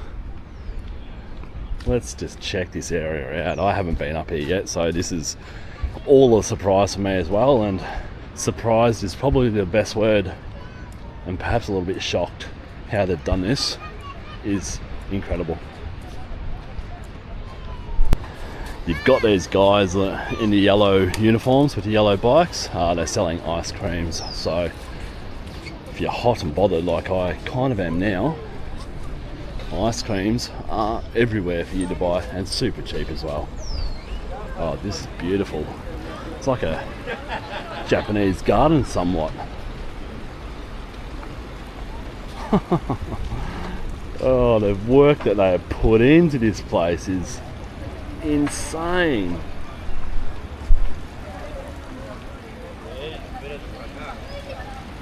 Unbelievable. I'll go down there. I have to go down there. I can't not. So unfortunately I'm not allowed down there yet. I'll wait 20 minutes, I'm assuming, because these people are getting their photos done for their wedding. Perhaps they've got a bit of money and a bit of pull to have the area private to themselves. I don't know. Disappointing, but we'll continue on.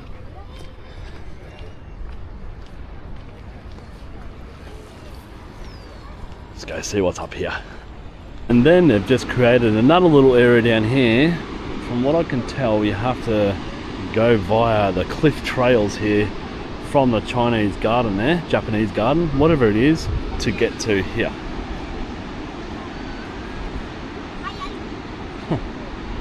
Oh my god. And this garden behind us here as well, so extensive. There's a playground down there for kids. They really haven't forgotten or missed anything at all. It's crazy good. As I come up to yet another section here, looking back over the Japanese garden and the area just down there as well, I was thinking, this is perhaps the best promenade that I've walked along in the world. I seriously cannot think of a better promenade than that one that we just walked along anywhere in the world. That is how friggin' awesome this place is. Really got to get down there. Have to get down there. Come on, produce some steps please, because that looks equally awesome down there with the gardens and the beach. And right, let's make that my target to get down there. Unless I'm really blind, this is the first sign I've seen for the park name, Park El Libro. So perhaps the names of the parks are along the road here. I don't know.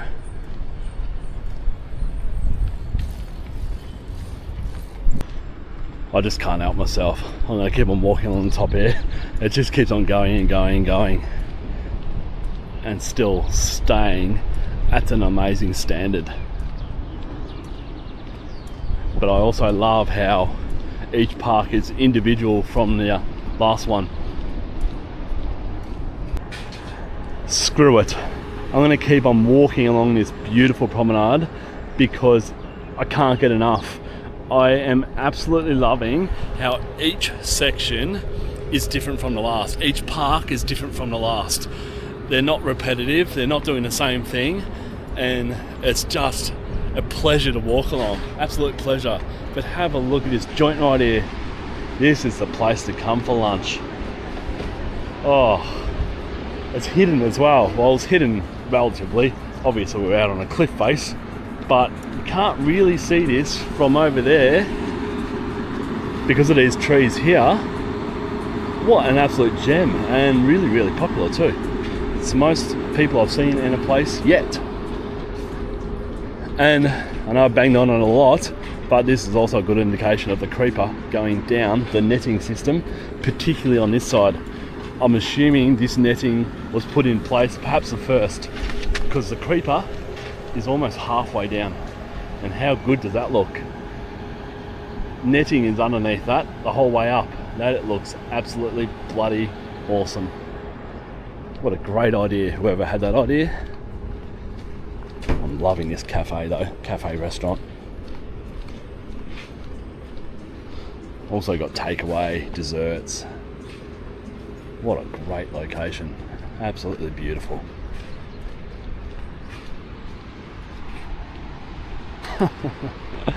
All you can do is laugh at these places. All you can do is laugh. It's just, it shocked me. Lima has utterly shocked me.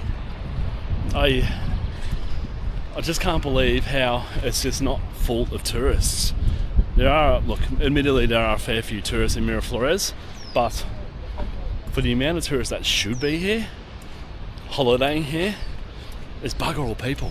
It's incredible. I don't think I've been more shocked on this trip. Blows my mind. Alright, so they have officially thought of everything. They've also put a massive skate park here, BMX track there on the other side, right on the top of the cliff top as well.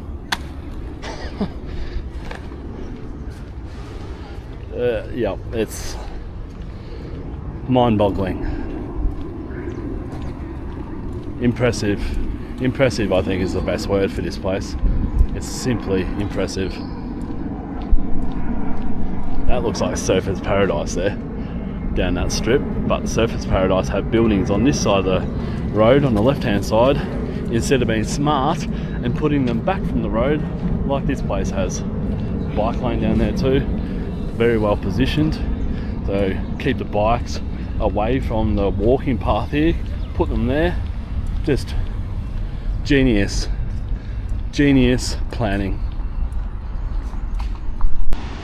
And by walking so far, I've finally been rewarded. Finally found some stairs.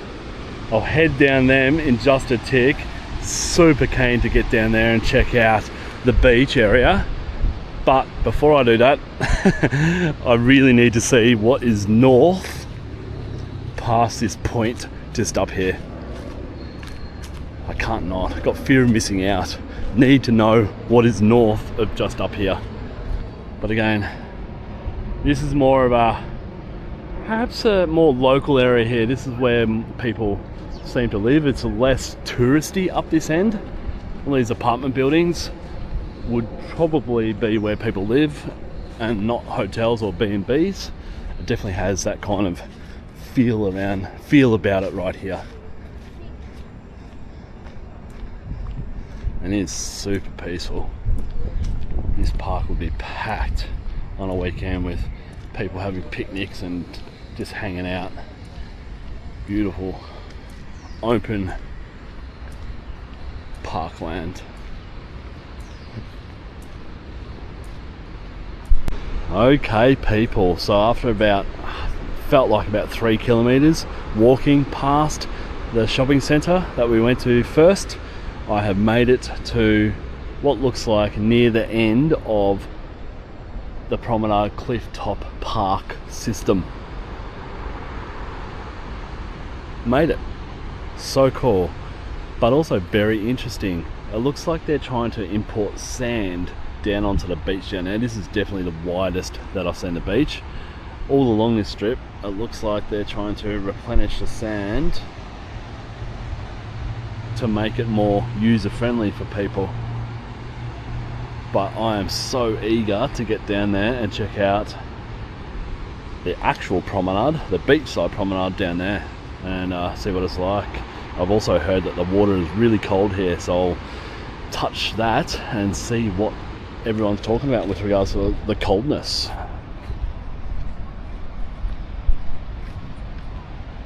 So let's head down those, you can't see them here, but there's a billion stairs down to that bridge down there, across the road, and let's hit up the beach.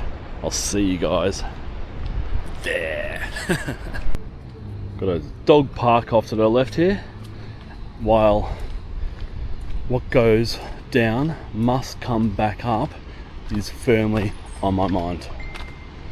So let's not think about that yet as you walk past some very fit looking people. Welcome everyone to the beach. Finally, we've made it. After, what have I been here, 3 days? First time I've been down to the beach. As you can see, it's a pebble / stone beach, but a few people are getting into it. Sunbaking, good on them. She had a bit of a frown on her face, but hey, whatevs, love. This is exciting. All right, let's just walk along here and see what interesting things we can see. So yeah, there was a guy sitting in the life-saving tower up there. There are actually 2 guys in the water surfing here, another one about to enter here on his bodyboard. And I have noticed that everyone that's entering the water is wearing steamer wetsuits. And by that I mean long pants, long sleeves. And it looks like an awesome spot here, really well protected. Love it. I wonder if there's like a bodyboard community here. He looks like he's right into it. Might be the area for the bodyboarders to hang out in, which is cool. This is what a big swell and erosion can do. Doesn't look like they're in a hurry to fix it. Looks like it's been like this for quite a while. Probably trying to work out what to do. There's going to be a lot more of it in years to come with sea level rise. And if you don't believe in that, you're an idiot. Another set of stairs up there that I walked past. Pretty glad I didn't see those actually, because I'm stoked I walked all the way up there to see what was there.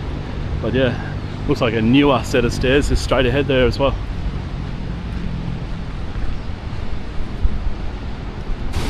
It's a popular spot, this one. Plenty of people surfing in the water. There's a guy just here coming out of the water with his fishing net. He was battling the waves there for a little while. Nice cool breeze coming off the ocean. It's such a nice relief to hear that. And yeah, great parkland surrounding yet again. Beautiful. What a spot this is. I was actually thinking about the fishing while I was here. I was going, probably wouldn't be too bad to fish. Not sure how rocky it is further out, but casting a line off these rocks here might be alright. And that got me thinking about the food in Lima. My God, do they rate their food highly. In fact, the best restaurant, or voted the best restaurant in the world, is in Lima. And I was thinking to myself last night, oh, I might treat myself to a meal at the best restaurant in the world. Got online last night, had a look at the menu, converted the soles to Australian dollar, $500. Yeah, obviously it's a degustation, so many what do they call them? Rounds? No, not rounds. Serves of food, but still $500. That is almost probably a month of travel for me. So yeah, won't be going to the best restaurant in the world, but just know Lima is a foodie hotspot. Anywhere in the world, it's rated constantly as one of the best restaurant areas or cities in the world. Constantly is rated that, so really interesting to hear. But just know it's mostly based around seafood. They love ceviche, which is the uncooked fish, or it's cooked in the acids of citrus mainly and onion. So if you don't like ceviche, then perhaps you won't like it too much. I'm not a fan of ceviche at all, but just looking at the other restaurants around, especially Miraflores, there's such a variety. And also one good point that I saw today, their supermarkets are incredible. Probably the best supermarkets that I've been into anywhere in the world.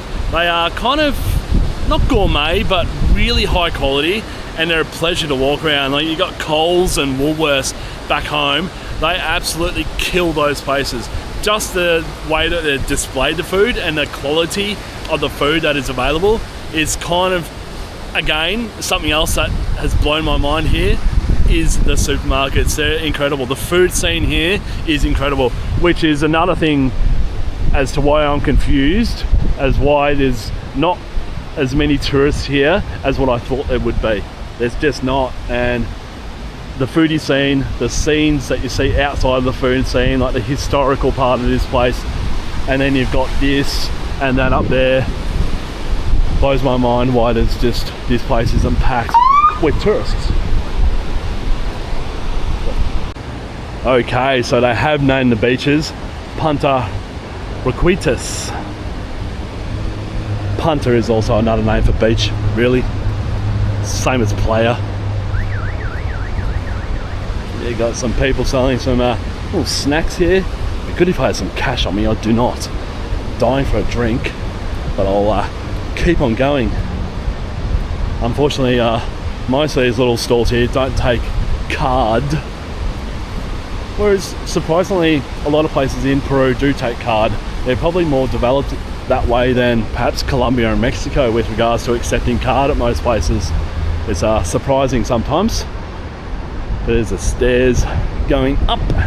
I'll just keep on walking along this place because I want to get up to the pier in the distance there with regards to the restaurant on it and check that out. Yeah, plenty of people here. Quite a few people without wetsuits as well.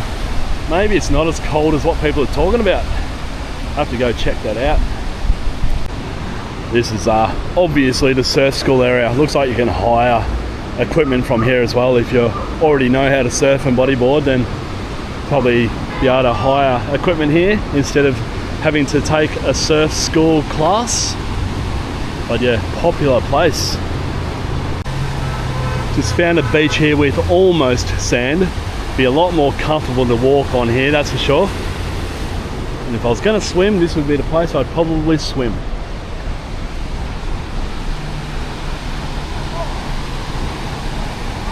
This is awesome to see.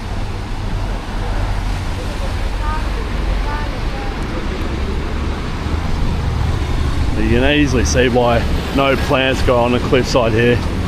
Absolutely buffeted by the sea breeze and the salt in the air all day, every day. I haven't felt the wind come from any other direction since I've been here, other than onshore, what it is now.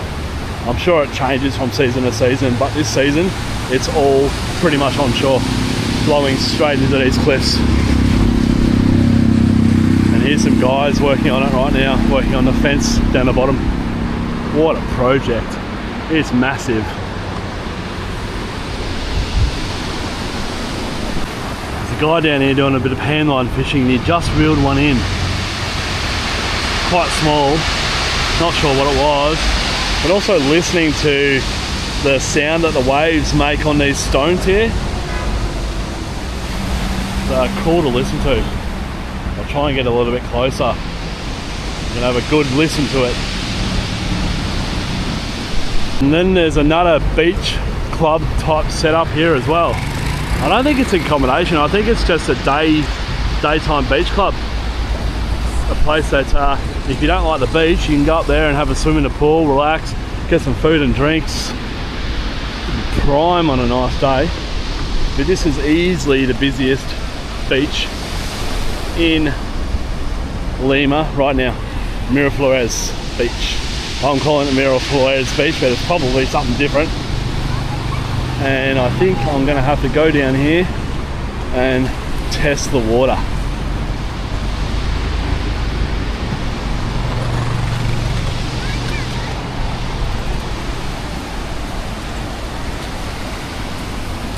The water has this strange green tinge to it. It's like a green tinge that I've never seen before. I don't think it'd be pollution, but in saying that, I'd probably keep my mouth closed here.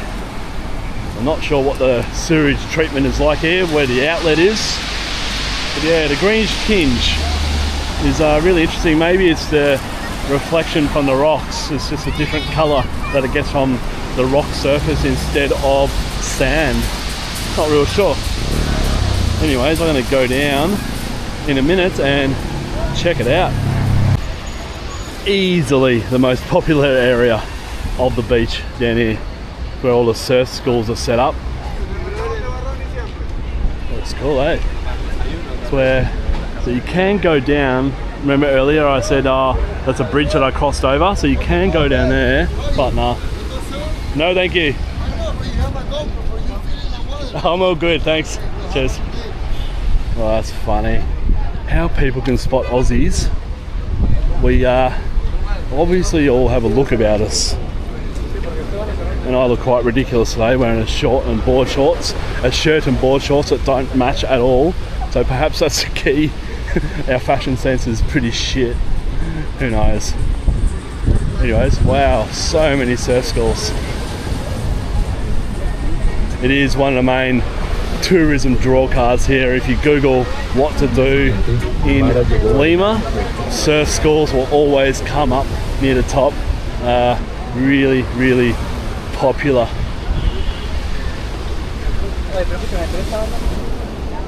Yeah, pretty cool, pretty damn cool place. And just over the road here is the biggest beach club along this stretch. Massive area up there. And the surf schools continue. Hard to bloody choose one. And they're really quite cheap, obviously, because they're all competing with each other. I think you can get a lesson for about $15, and they'll film it all for you, take photos and videos. $15. Cheap as, probably the cheapest surf schools you're ever going to have anywhere in the world. Anyways, I'm going to go down here and check out the water. As you can see, it's just big stones. Let's see.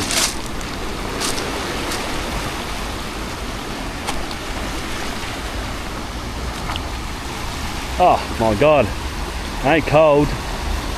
Is polluted though. I reckon that's what the green colour is, unfortunately. There's a fair bit of rubbish floating around. Oh, it's so sad. Oh, Peru, this is the only thing I don't like. You got polluted ocean water right here. Damn. But it's not cold.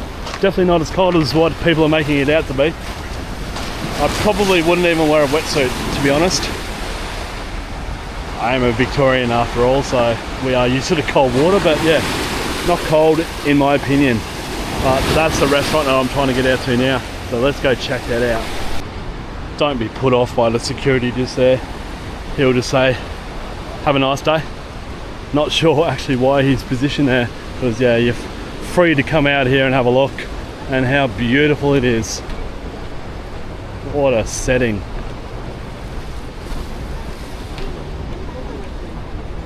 Maybe this desk right here will stop me. Looks like where the restaurant starts. Might be all I need to go to anyway. All I want to do is get a view of this restaurant out over the water here. How beautiful is that? Absolutely beautiful. Kind of reminds me of Cunningham Pier in Geelong with its pier restaurant setup. This is kind of much nicer. It's much smaller of course, but yeah, really really nice. I don't want to go any further, to be honest. It's like a cafe restaurant just here. Looks like there's probably two restaurants. The first one here, then the one kind of enclosed over there inside with a two-story thing over there as well. I just noticed that. You got two levels. That is awesome. This whole place is bloody awesome. And then you got the most popular beach in Lima right there. What a setting. What an incredible setting.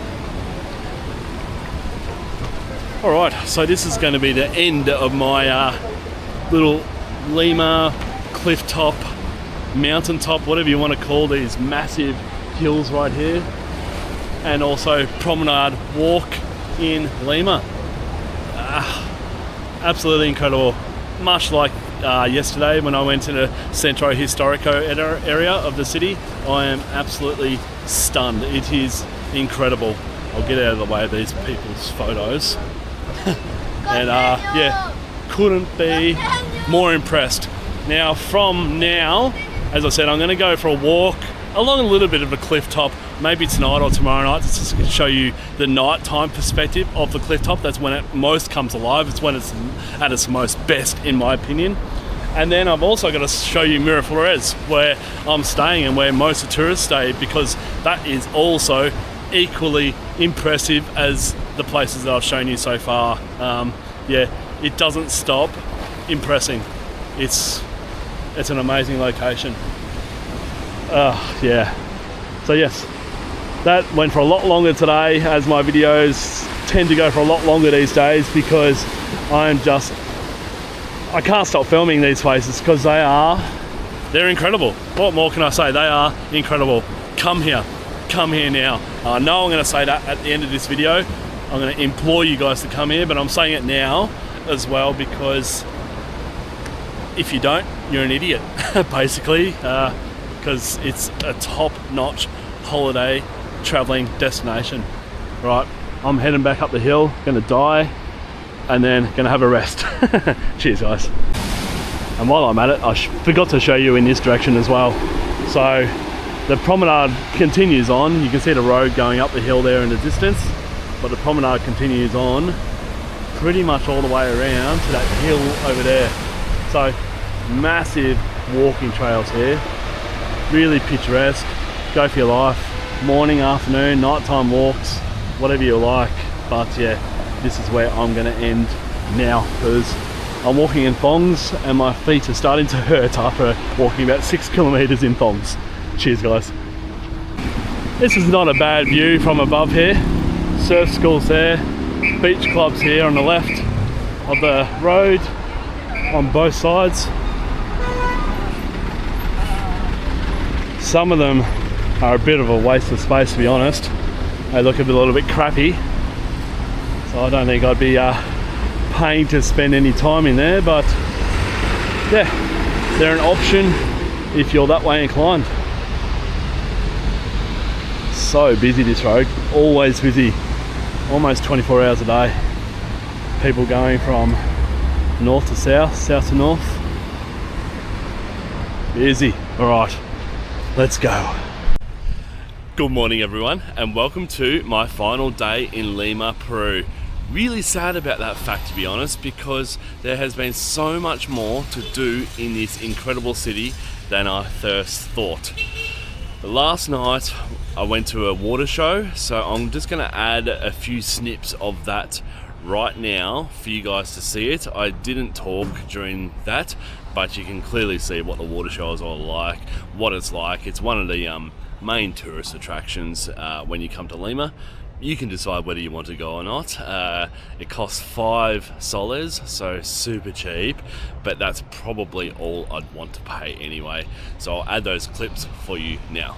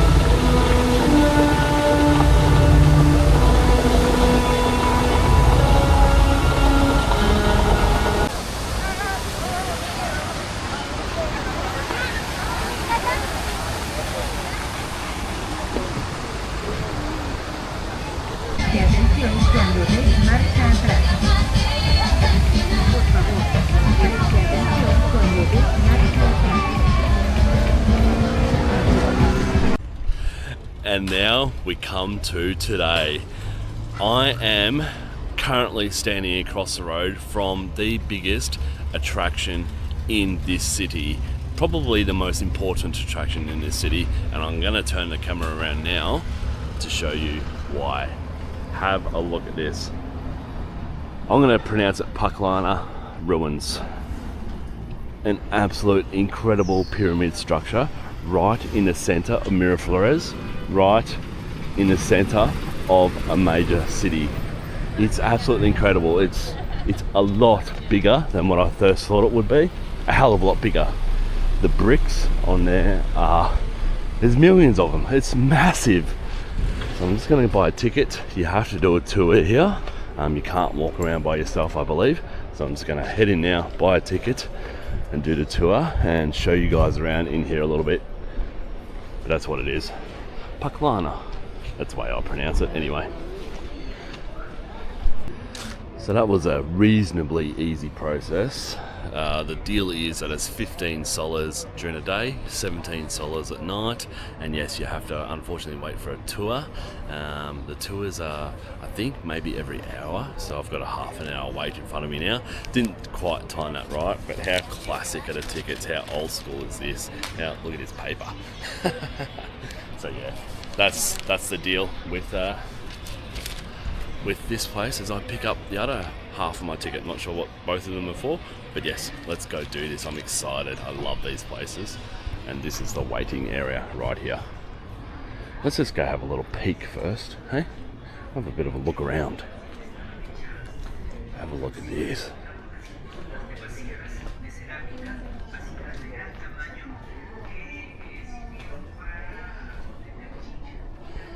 How awesome, super unique. I've never seen a pyramid of any sort anywhere in the world built with bricks like this. It's incredible how much work they've put into firstly making the bricks and putting them all in place. Unbelievable. Let's go over here and have a look. Might not need to do the tour. Oh, it's a vast site. Yes, you do need to do the tour. I can see it all the way over there as well. It's massive. Wow, incredible. Cannot wait to get stuck into this. Cannot wait. Have another bloody look at this place. It is absolutely incredible. I can't believe it. I'm still waiting for my tour to start, which is cool because it gives me opportunity to get up here by myself in relative peace and just take a good look at this incredible place. Oh, it's one of the best places I've ever been, one of the best ruins I've ever seen. It is vast, it's massive. People often compare it to Machu Picchu, but I don't see how you can. They are two totally different places. Whereas Machu Picchu is, of course, is built up on a mountain with huge boulders. This one is built on relatively flat land with small little bricks, millions of bricks, and built up from there. They're two totally different places. So comparing them, I think, is wrong. You cannot. But they're absolutely beautiful. And this is a map of the place right here. It says that the Lima culture developed in the Chansi and Lurin valleys from around 200 AD to 700 AD. During its height, this culture built great ceremonial centers composed of truncated pyramidal structures like the one at Paklana. Oh my god, that's a mess of a word that I just pronounced. It's just incredible. I can't wait to get into this. So hurry up, tour. Let's go. So I've already found out some interesting facts that I pronounce it wrong, of course. That's called Pukiana. Also, they didn't live here. This was used as a temple site, and it's 1,000 years older than Machu Picchu. Incredible. That fact blew my mind. Not the fact that I pronounce it wrong, because I pronounce everything wrong, but Pukiana is incredible. So, as you can see, all the gaps in the bricks, apparently they are intentional, and it's so smart to help counteract the effects of earthquake, and also to help with ventilation, which is what I first thought. It's going, Lima is so hot, it hardly rains here.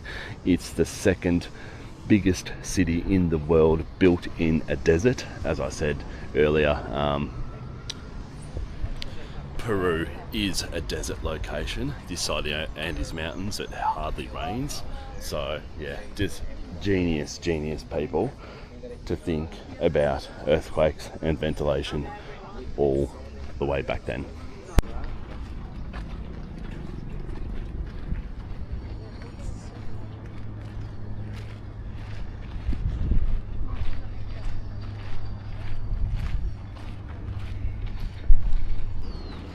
This is an awesome above shot of how vast this site is.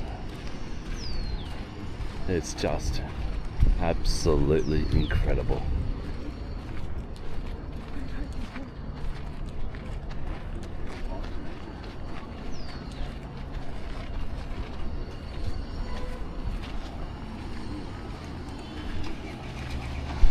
So this is very interesting. So during the 8th century, on the pyramid's upper platforms, members of the warrior culture elite were buried. The complex nature of these tombs indicates the importance of the individuals who were interred in them. How's this? A tomb, an actual tomb. Incredible. Oh, God. I love the ruins of Latin America. Best in the world. The best in the world. I bloody love them so much. So we have made it to the top of the pyramid, and you can just see how vast this site is. It's incredible. It's also an awesome place to see how close we are to the Andes mountain range. The mountain range that draws all the weather and rain away from dry old Lima. Another very interesting fact is that the archaeologists have been excavating this site for the last, 43 years, and they predict that it got another 35 years to go. It's incredible. So it's just kind of recently discovered, and they've got so much more work to do, and it's exciting just to see what they're going to discover from now on. It's blows my mind, this kind of stuff. But once these people move on, I'll get a few shots of over here as well. And at the very top of the pyramid here, you've got more tombs. You can't get close enough to them, but apparently some of them are about 3 meters deep, and they're dotted throughout. You can see just beyond the tombs there, the archaeologists are still working, so we can't go any further. But yeah, an amazing site, an incredible site. Our group is quite big, but pretty good. No one's really talking too much, which is great. So yeah, let's continue that and keep discovering this pyramid.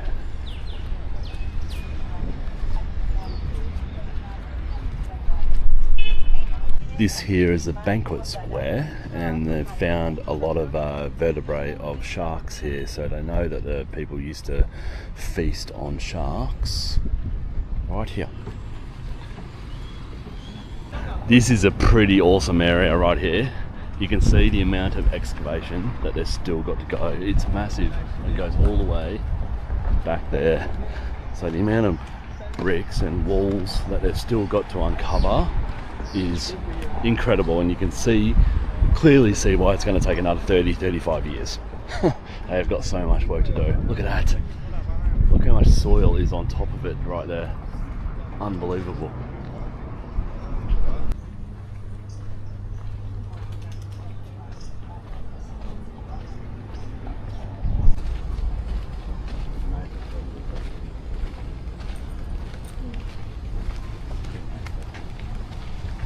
This kind of goes without saying, but obviously this is how they think they used to make the bricks.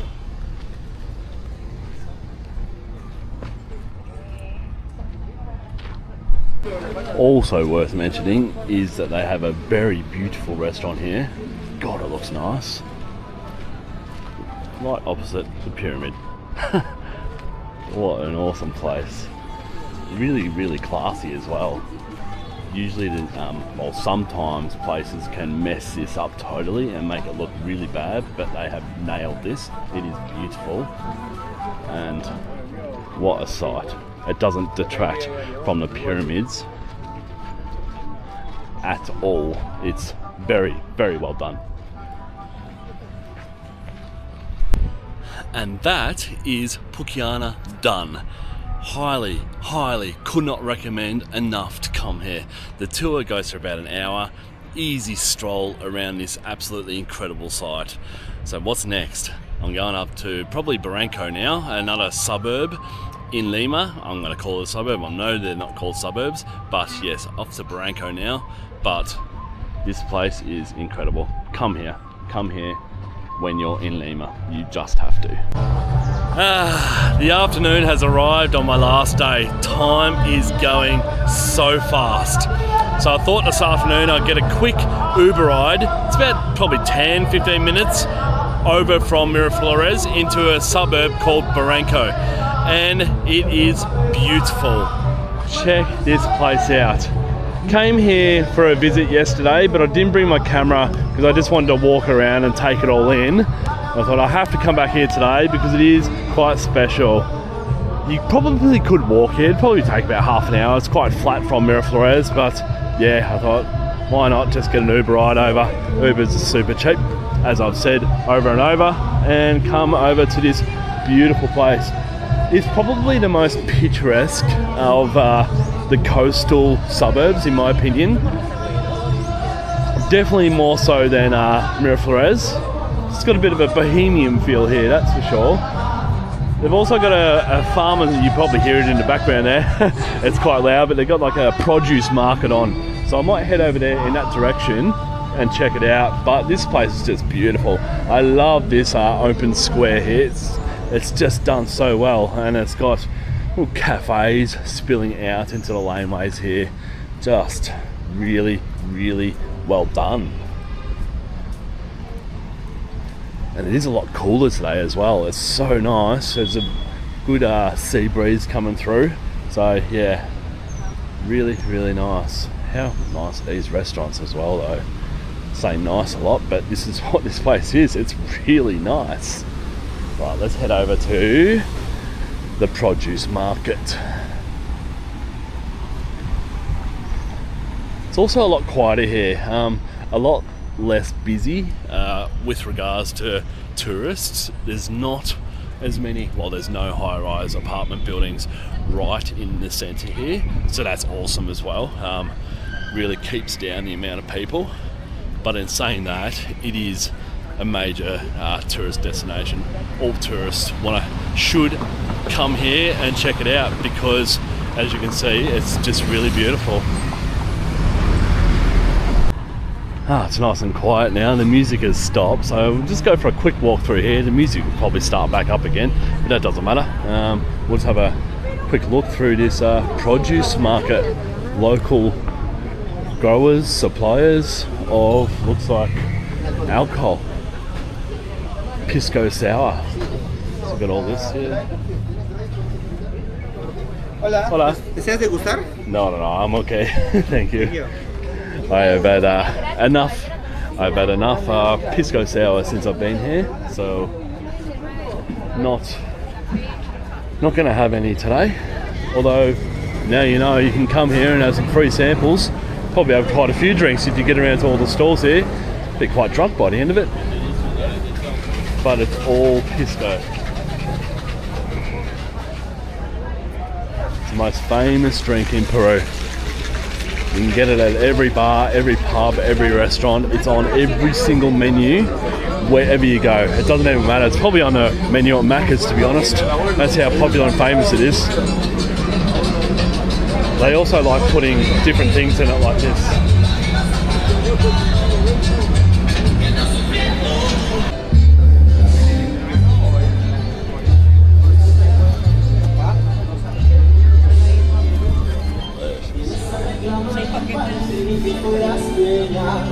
Beautiful. And there you go. There's the Pisco stage. Walk straight past that. That's cool. And then they got a delightful little bar area around here. How well done is this? Looks so nice.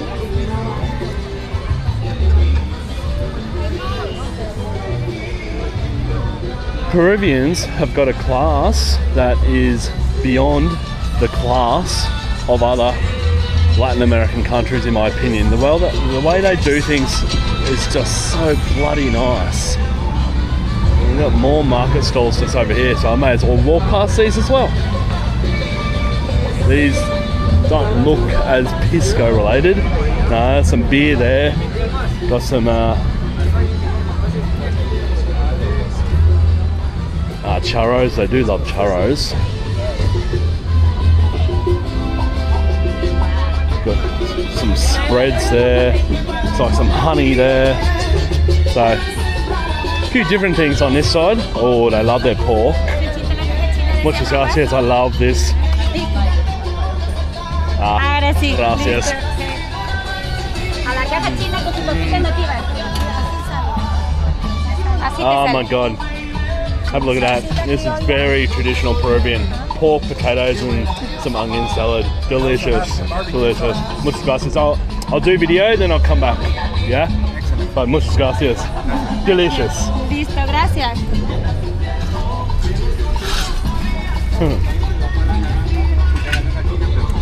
Oh, look at this. Look at this.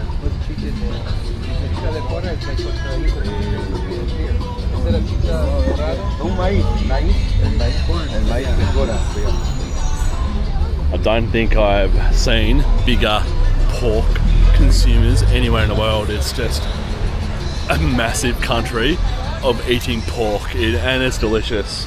So delicious. They nail the cooking of pork. Oh god, that's so nice. Alright, let's go find somewhere else to see in Barranco. It's quite small, so this section of Barranco won't go for too long, but yeah, everything that you see is going to be awesome. While I was focusing on the alcohol, as I tend to do, I totally miss this beautiful cathedral here. There's also a beautiful cathedral in Miraflores that we'll go to a little bit later, but this is also so beautiful, but unfortunately it's closed. Don't know why it's closed, but yeah, it is. Anyways, let's head over the road here and over to a very famous bridge. So we just crossed this road here, and straight opposite is this beautiful rotunda. Absolutely amazing. But also, this is the way down to the beach and another beautiful walking street. So we'll head down there in just a tick, but on the way it's worth just appreciating some of the old school photos of how this place used to be. Well, this is before and after photos, it looks like, which is awesome. And I probably should have read that that is what it says on the instructions up there. But yeah, cool to see. Oh, this is so beautiful. Look at the old cars. Very leafy streets. Barranco. Back in the past to now is absolutely beautiful. And you come to another rotunda here as well. And then you got this mural of this lady. Beautiful mural. And it's a very famous lady of this region. Her name is Chibuca Granda. She's a Peruvian singer-songwriter famous for Creole music in a little area in Lima called Barranco. Obviously I just read that off Google. I saw this lady yesterday and heard her name then but had forgotten it. And you'll see this woman, she's also got a sculpture down this path as well. Huge painting here, and I think I've seen her a few other places as well. So yeah, a very, very famous woman for this region. That's her name right there. If I saw it earlier, I probably would have just come straight here instead of trying to pronounce it. Anyways, we're going to head down this path now and we'll check out the beautiful path down to the beach. And yet another beautiful garden area here up the top as well.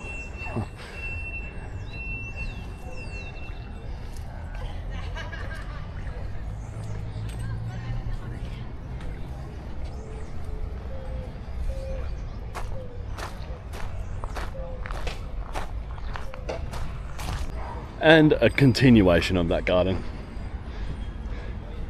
Interesting sculptures here.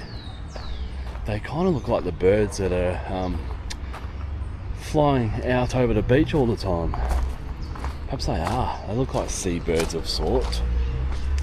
There's no signs here to tell me what they are, but that's what it looks like to me.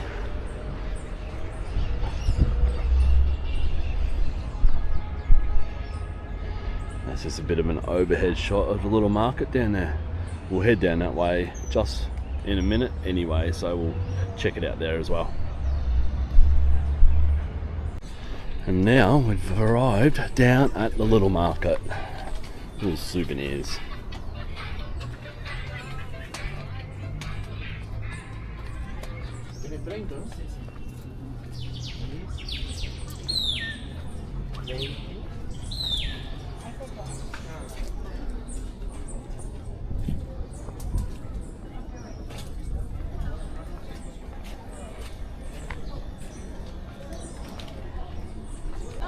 And how nice is this area here?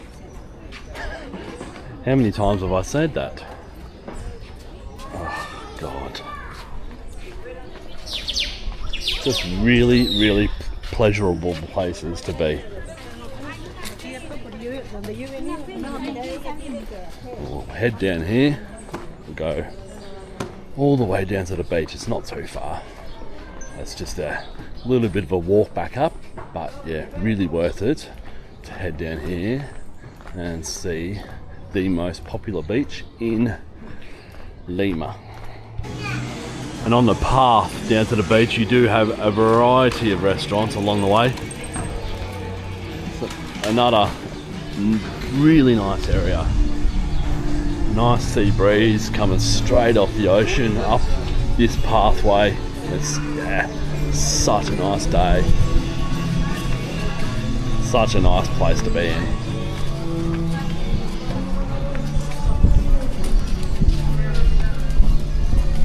And then we arrive to this awesome lookout area.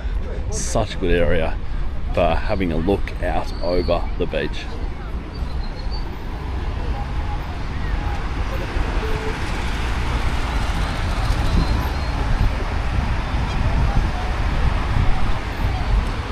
Easily the most popular beach in Lima. As you can see, it's packed even on the day like today. Light sea breeze. It's hovering around 29 degrees, so it's, I wouldn't call it hot, that's for sure, but so many people down there.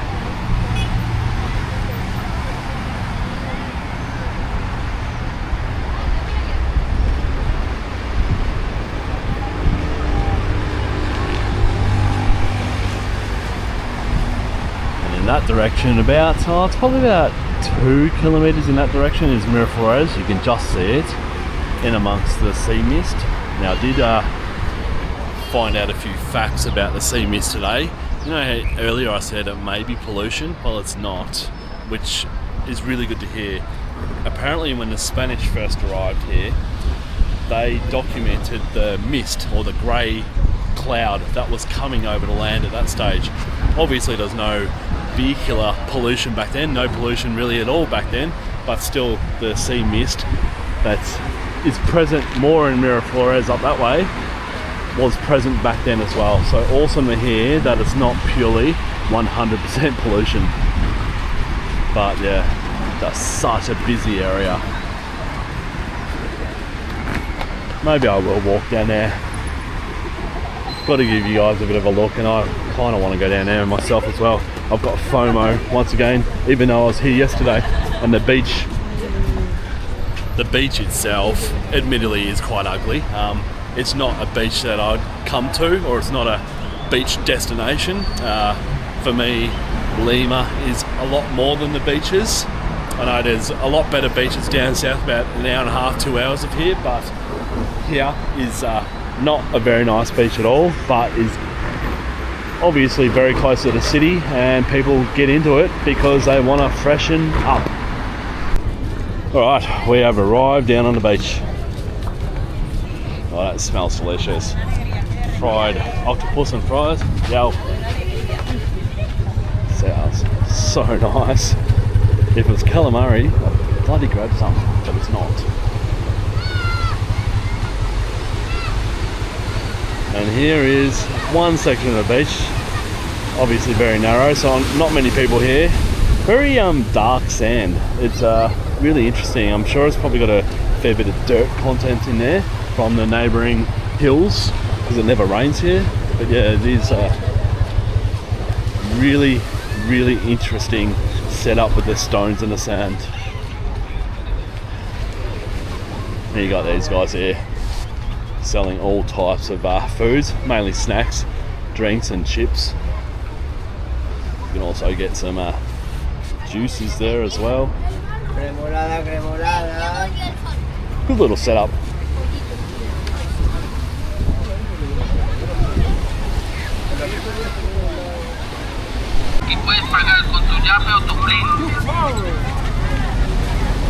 I must admit, for the amount of people that are here, there's a lot less litter than what I thought there would be. They seem to be very aware and not litter everywhere. There's a little bit up on the walking path here, but not all that much. And I did see some people walking along yesterday, the council workers picking up the rubbish. So that is one factor I am impressed about. Also, the water here, when you get closer to the water here in this area as opposed to Upper Miraflores, it does seem a little bit clearer here. Obviously that would be to do with the currents and the tides. It would change all the time, but yesterday and today it just seems to me a lot clearer here. Would I still happily swim in it? Yeah, look, if I lived here I probably would, but on a holiday, no. And this is where it's hard as an Australian. We have easily, in my opinion, the best beaches in the world by far, and they kind of ruin other beaches for you because our beaches are so beautiful, so clean, so pristine, so, in a way, not as many people either, depending on where you go, of course, but they absolutely ruin beaches for you. You come to a beach like this and I think, oh God, it looks so ugly. But to people that they don't have our beaches, or they've never been to beaches in Australia, these beaches look fine to people, and I can understand that as well. But yeah, it's hard coming from Australia to these kind of beaches here.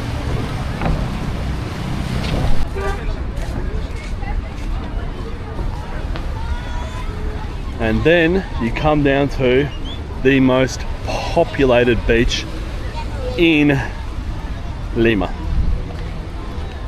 because of the fact that it is an actual beach. It's got a wide area of sand. Not sure if the sand has been imported or not, and then they've removed some rocks. I'm assuming they perhaps have, because it is so different from the rest of the coastline along here. But yeah, how busy is this? I'll get up on the rocks here and we'll have a good look. And here it is. Look at it. It is crazy. My God, it is so packed. Just insane. And I was talking about the weather and the heat. Although it's only probably about 28, 29 degrees right now, it doesn't seem too hot, doesn't feel too hot, and there's a slight sea breeze, and the mist also everywhere. Don't let it deceive you. The sun is still super strong. Like I was burnt in the first couple of days here because I disregarded the sun because I thought it was cloud that was blocking out the UV rays. It's not. On every weather report here, they speak about the extremity of the UV rays. So UV rays are still penetrating big time this mist. So make sure you wear your sunscreen when you come to the beach. In Peru, it's still super strong. But my God, even touching these rocks, I was just touching these as I was walking here, they are hot. So yeah, the sun is still really powerful here, but this is crazy. Have a look at it. Not my type of beach at all. I'm actually not really enjoying being here, but it is really interesting to see how much these people are loving the beach during their summertime in the desert.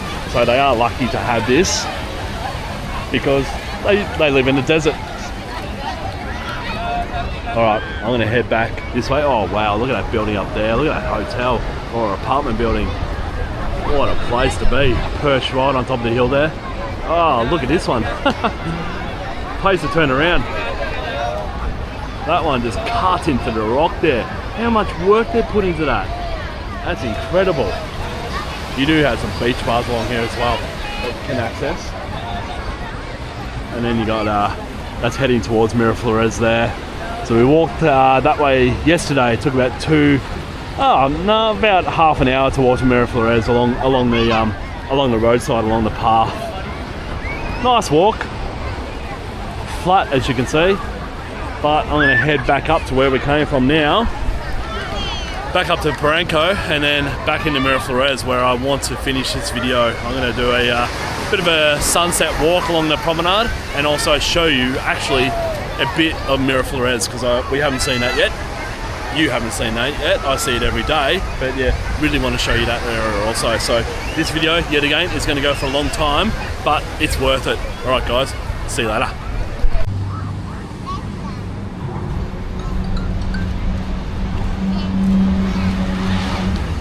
And that, my friends, is Barranco.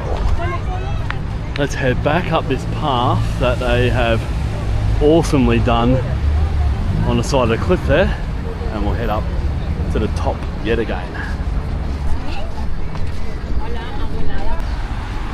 So while I walk over this bridge, and true to form, I always add snippets after I say that I've ended in a place. This is the street, a good overhead shot of the street that we walk down to the beach and the surrounding parkland. So beautiful. This whole area here is beautiful. I'd say more beautiful than Miraflores. There's flowers on that tree. Super unique.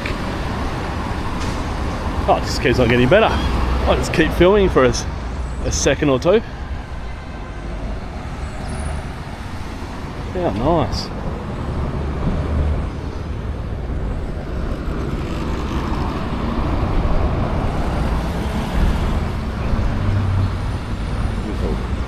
Classy looking restaurant, this one. Bloody beautiful. Alright, I'll pull the pin right here alongside this strip of restaurants.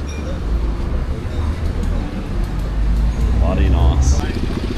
Welcome back to what I now name the Sunset Promenade, where all roads lead to this beautiful park leading up to sunset, which is about 40 minutes away.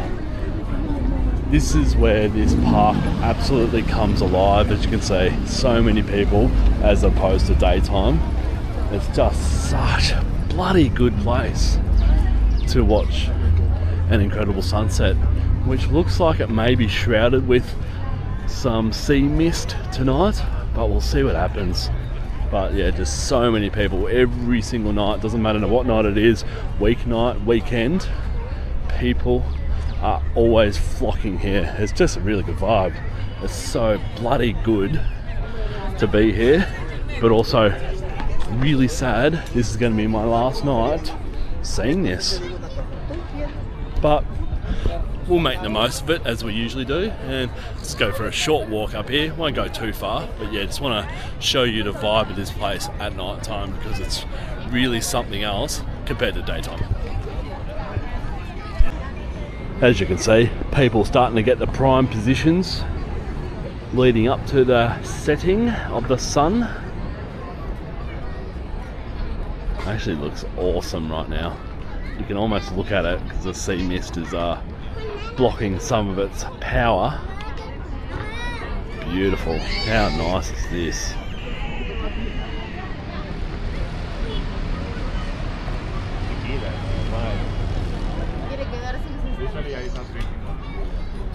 Let's walk a little bit further. Check out how crowded the walking path is now. Literally all of Miraflores comes out. But look at also that drop off. That is sheer straight down.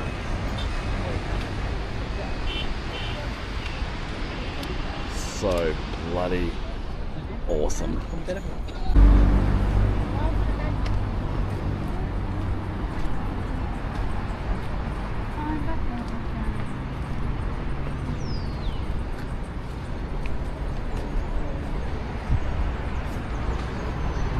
Such a pretty area, this one.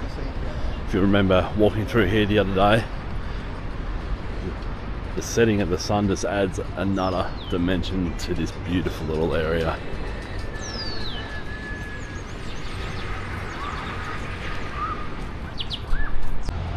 This is an awesome view of peak hour, or an example of peak hour in Lima. Absolutely bloody chockers down there, both ways on that road, north to south, south to north. unbelievable. Does everyone remember this area? You might in just a minute. Welcome back to Love Park at sunset. Oh, how romantic.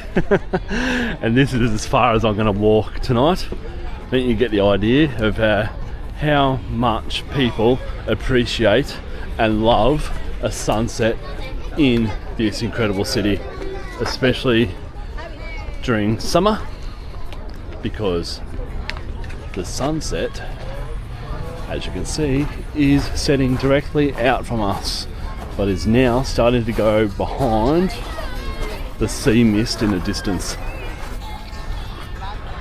What a shame. I don't think it's going to penetrate it again. I think it's too thick. It hasn't stopped everyone coming out though. Such a nice feeling being here. I've actually fallen in love with Lima quite a bit now. It's an absolutely fantastic city, and this, if you remember, the most busiest place I said at night time, as you can see. Mainly crepes, got some milkshakes as well, some other drinks, but yeah, super busy at night time. For good reason. Look at the view. Not many better views in the world than that. Unreal.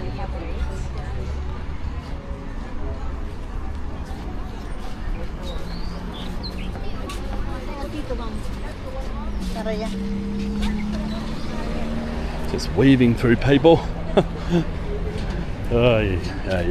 This is so nice. This coming up here, I think I said it in the previous videos, is probably the most popular spot to watch a sunset. It's a good sitting area where they take off in their for their parasailing and hang gliding. Looks like it's closed just now. They do open it though, or people just run out there and sit there anyway. They can't hold back hundreds of people. But yeah, this right here is the best spot. Anyways, I am gonna make my way back now and see what we can capture on the way back. If the sunset appears again, I'll start recording again. But it gives you a very good idea of how good this place is at sunset time. And I know I just repeated that. But yeah, come here every night. I have came here. Fuck, my English is atrocious. I have been here every night except for one, and cannot get sick of it. It's guaranteed beautiful weather, hardly a breath of wind, it's warm, it's quite humid, it's tropical, and just a really good vibe. Everyone is just having a very good time, so come here, you'll love it. And just a bit of a sidestep from the sunset, have I mentioned their bike lanes yet? Up every main road they have bike lanes, but they haven't built them just to be green. They've built them because they know that they're going to be utilised, and constantly, all day, there is people using these bike lanes, and the way they've positioned them on the roads is really, really good. They got some going up the middle. This one is obviously to the right, and it gives a bit of a buffer as well between the walkers here and the road. It's just really smart the way they've done it. Good garden there. That's a beautiful shot, that one. But yeah, you'll see bike lanes throughout Miraflores. Brilliant idea. They've done them really well. Have a look at the pink in the sky behind all these apartment buildings and hotels. And this thing right here, I thought it was some kind of art installation, which it is in a way, but it's also the exhaust for the underground car park that they've just made look awesome, because they are awesome. Whoever created this area is awesome. But how beautiful. The sky is turning it on. Let's go down here. Not many people down here. And check this out. I'm not sure if there is such a thing, but I am an absolute sunset reader. Have a look at this. So utterly beautiful. For my last night, what a treat. What an absolute treat. And I don't know also why there's no one here, but the areas here and below are packed of people. So people, walk around here and you'll have it pretty much to yourself. How beautiful.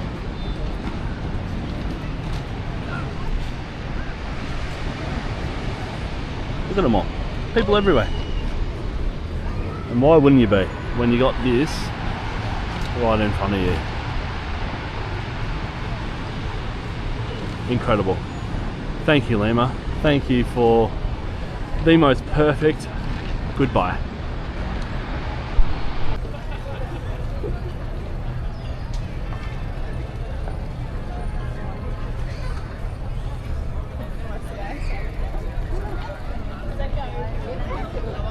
This just adds another beautiful dimension to an already beautiful location. And the sunset is continuing. I don't think it wants to stop. It doesn't want to stop. I hope it doesn't. This is incredible.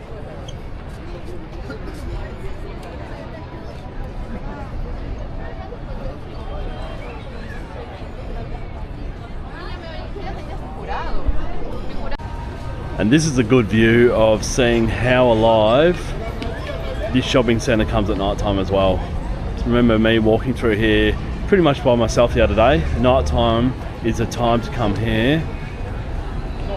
It is just pumping at night time. What a spot. As I stutter, what a spot. It's probably a little bit dark to see, but I'm going to zoom in anyway. And I can tell you, if you can't see it, all those restaurants that I walked through the other day are packed, especially the one that's outside just straight in front of us there. Packed every night of the week. And you can see why. It's just beautiful. This whole area is just so bloody beautiful, and the sunset is persisting.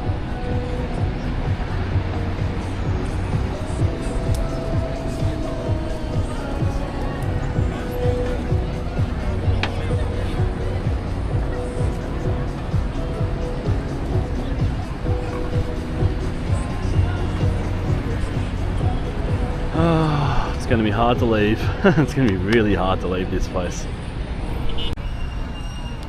So, my plan now is, after that absolutely beautiful sunset, is to walk up into central Miraflores, which is up this road here, Avenue Jose Larco. To me, this is the main street. I use it every day to get down to the beach. My accommodation is about 400 meters in this direction, and then beyond that you come into central Miraflores. So let's go for a look and show you guys around just a little bit. So we're about 400 meters up the road now, and we have just arrived at the start of what I call the entertainment area, and it's signified by this casino here, Casino La Hacienda.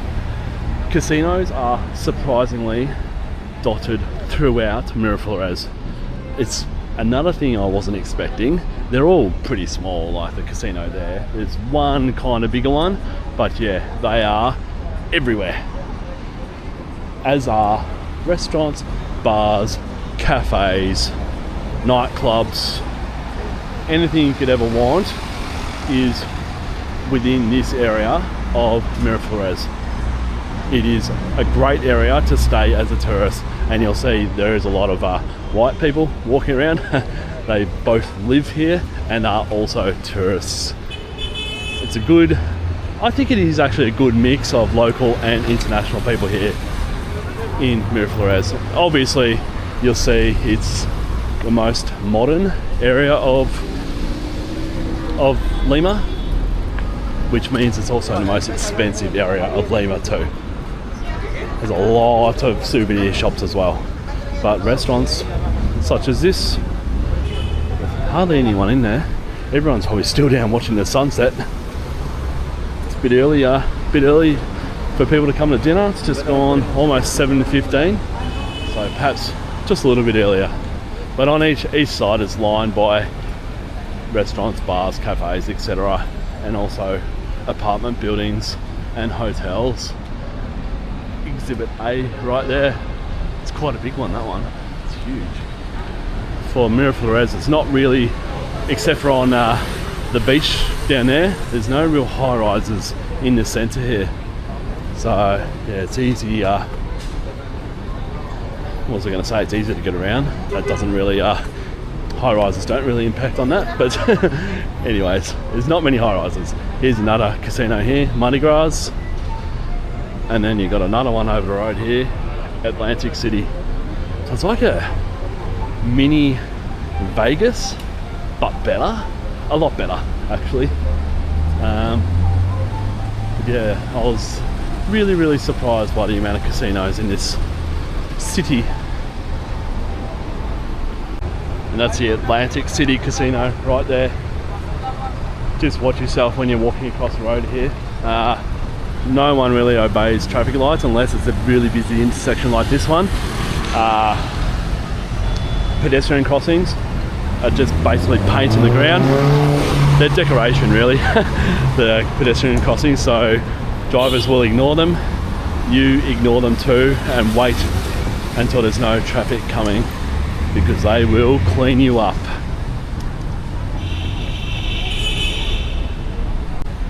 As you can see, bike lanes are here yet again. Extremely well utilised, especially in the morning and afternoon peak.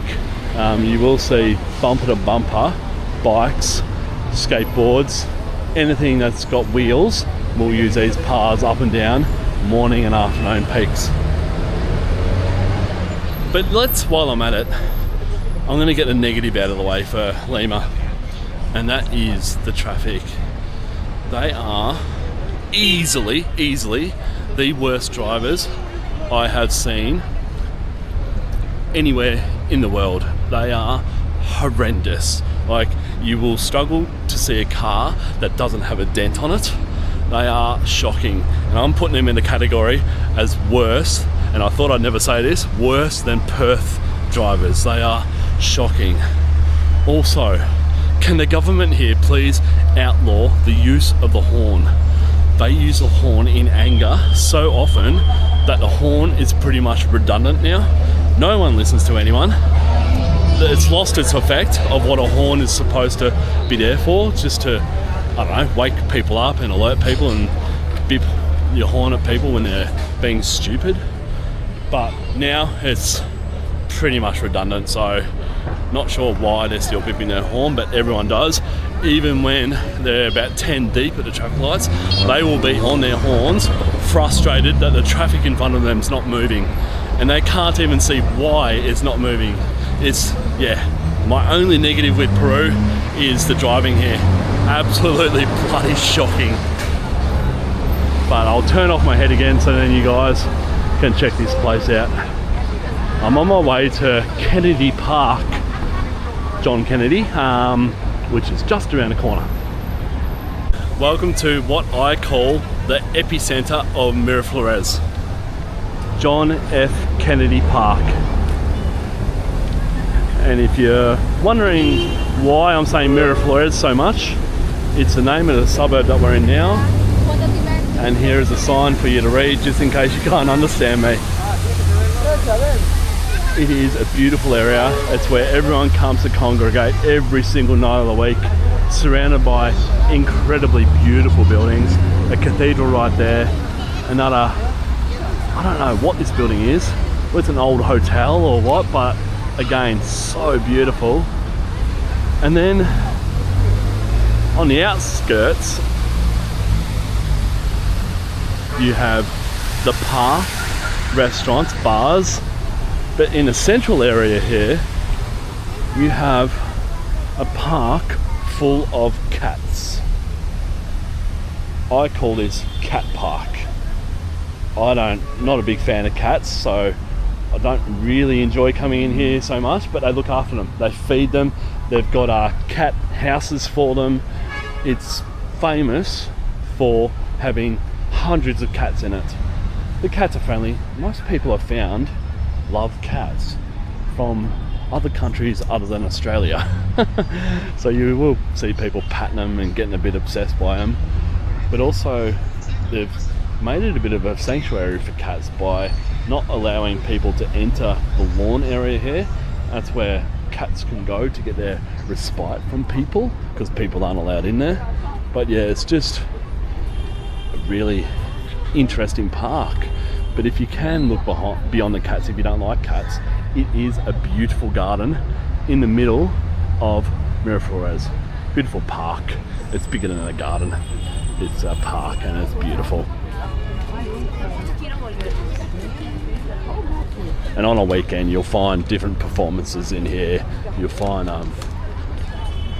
buskers, street artists, everything in here to entertain people. It's a really, really entertaining place.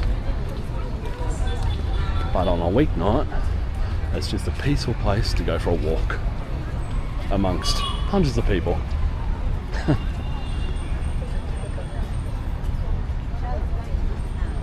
As you can see over here, over near the gate, they got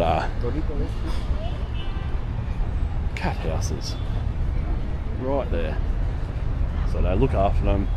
I'm assuming it's the council that feed them, coming out of taxpayers' budgets, or they just get food out of the bin. Like these cats here. Just, yeah. An interesting place, and again, super unique. Super unique. So I'm just out the other side of the cathedral now, and as you can see, it's just packed of people. Really, really nice and peaceful as well. It's just such a nice place to walk around. And there's another park here as well. I haven't walked in this park yet. Let's go for a walk through there. And yes, this is also a cat park. Pork rolls. Pork rolls, you could almost call that Australian. I think we invented those, didn't we? Pork and gravy rolls. Market here in the middle as well. Looks like a jewelry market. Oh no, there's some clothing as well.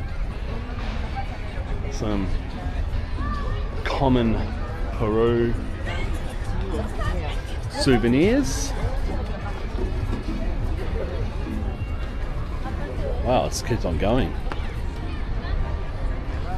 This is awesome. I didn't actually know it was this big. I've only walked around the main cat park, but this is extensive. This is amazing. 7 days was not enough in Peru. I thought it was going to be way too much, but it's nowhere near enough. Sorry, I mean Lima. Peru being the country, I mean Lima, not anywhere near enough time here. Ew, look at them all. So you can pay to feed cats if you love them that much.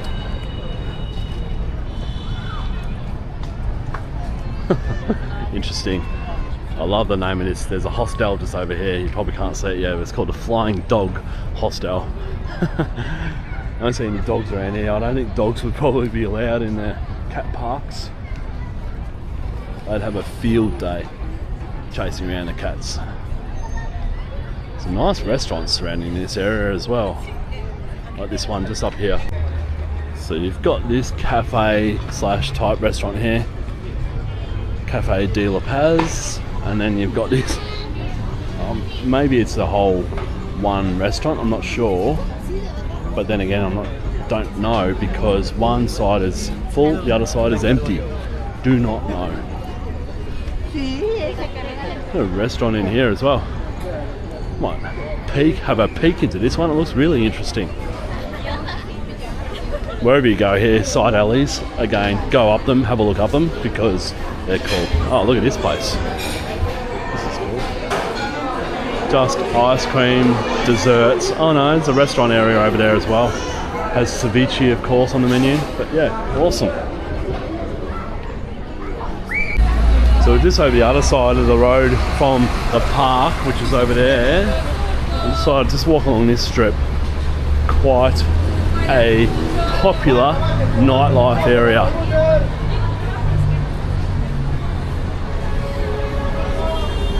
Especially as you turn left into this street up here. I'm not going to walk down there because it's bloody annoying. The men working at the places and women that work at these places will absolutely hound you to come into their restaurants. Oh, it's so annoying. They may or may not with my camera. I'm assuming they probably would because they probably want to engage me. But I'm not going to walk down there, but just know it's one of the main nightlife areas of Miraflores.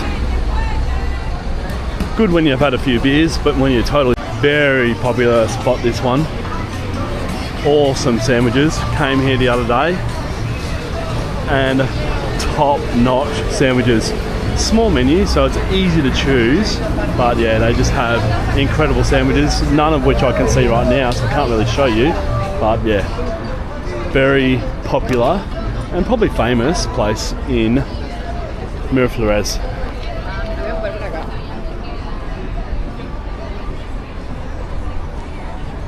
It's quite a popular restaurant, this one. Haiti Restaurant Cafe Bar. Fair amount of expats and tourists in there. And then of course, Macca's. They have to fit in everything in this place.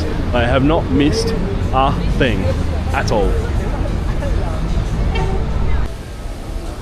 While I was walking along here just outside the cathedral and the park, I was thinking to myself, I've probably given you a pretty crappy look at Miraflores.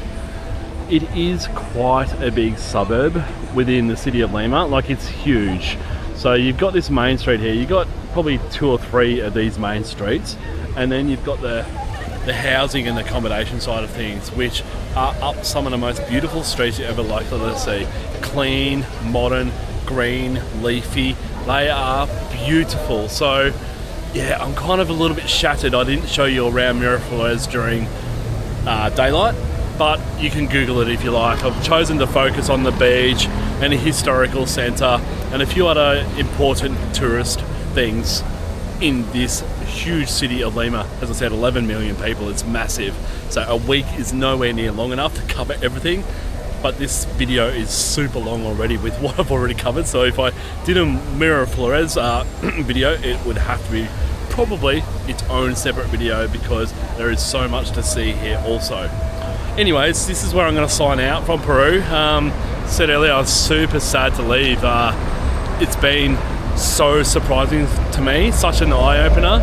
I have, again, no idea why this is not a tourist hotspot because it's absolutely incredible. I'm calling this the most underrated city in the world, in the entire world. It is and offers so much beyond what I thought.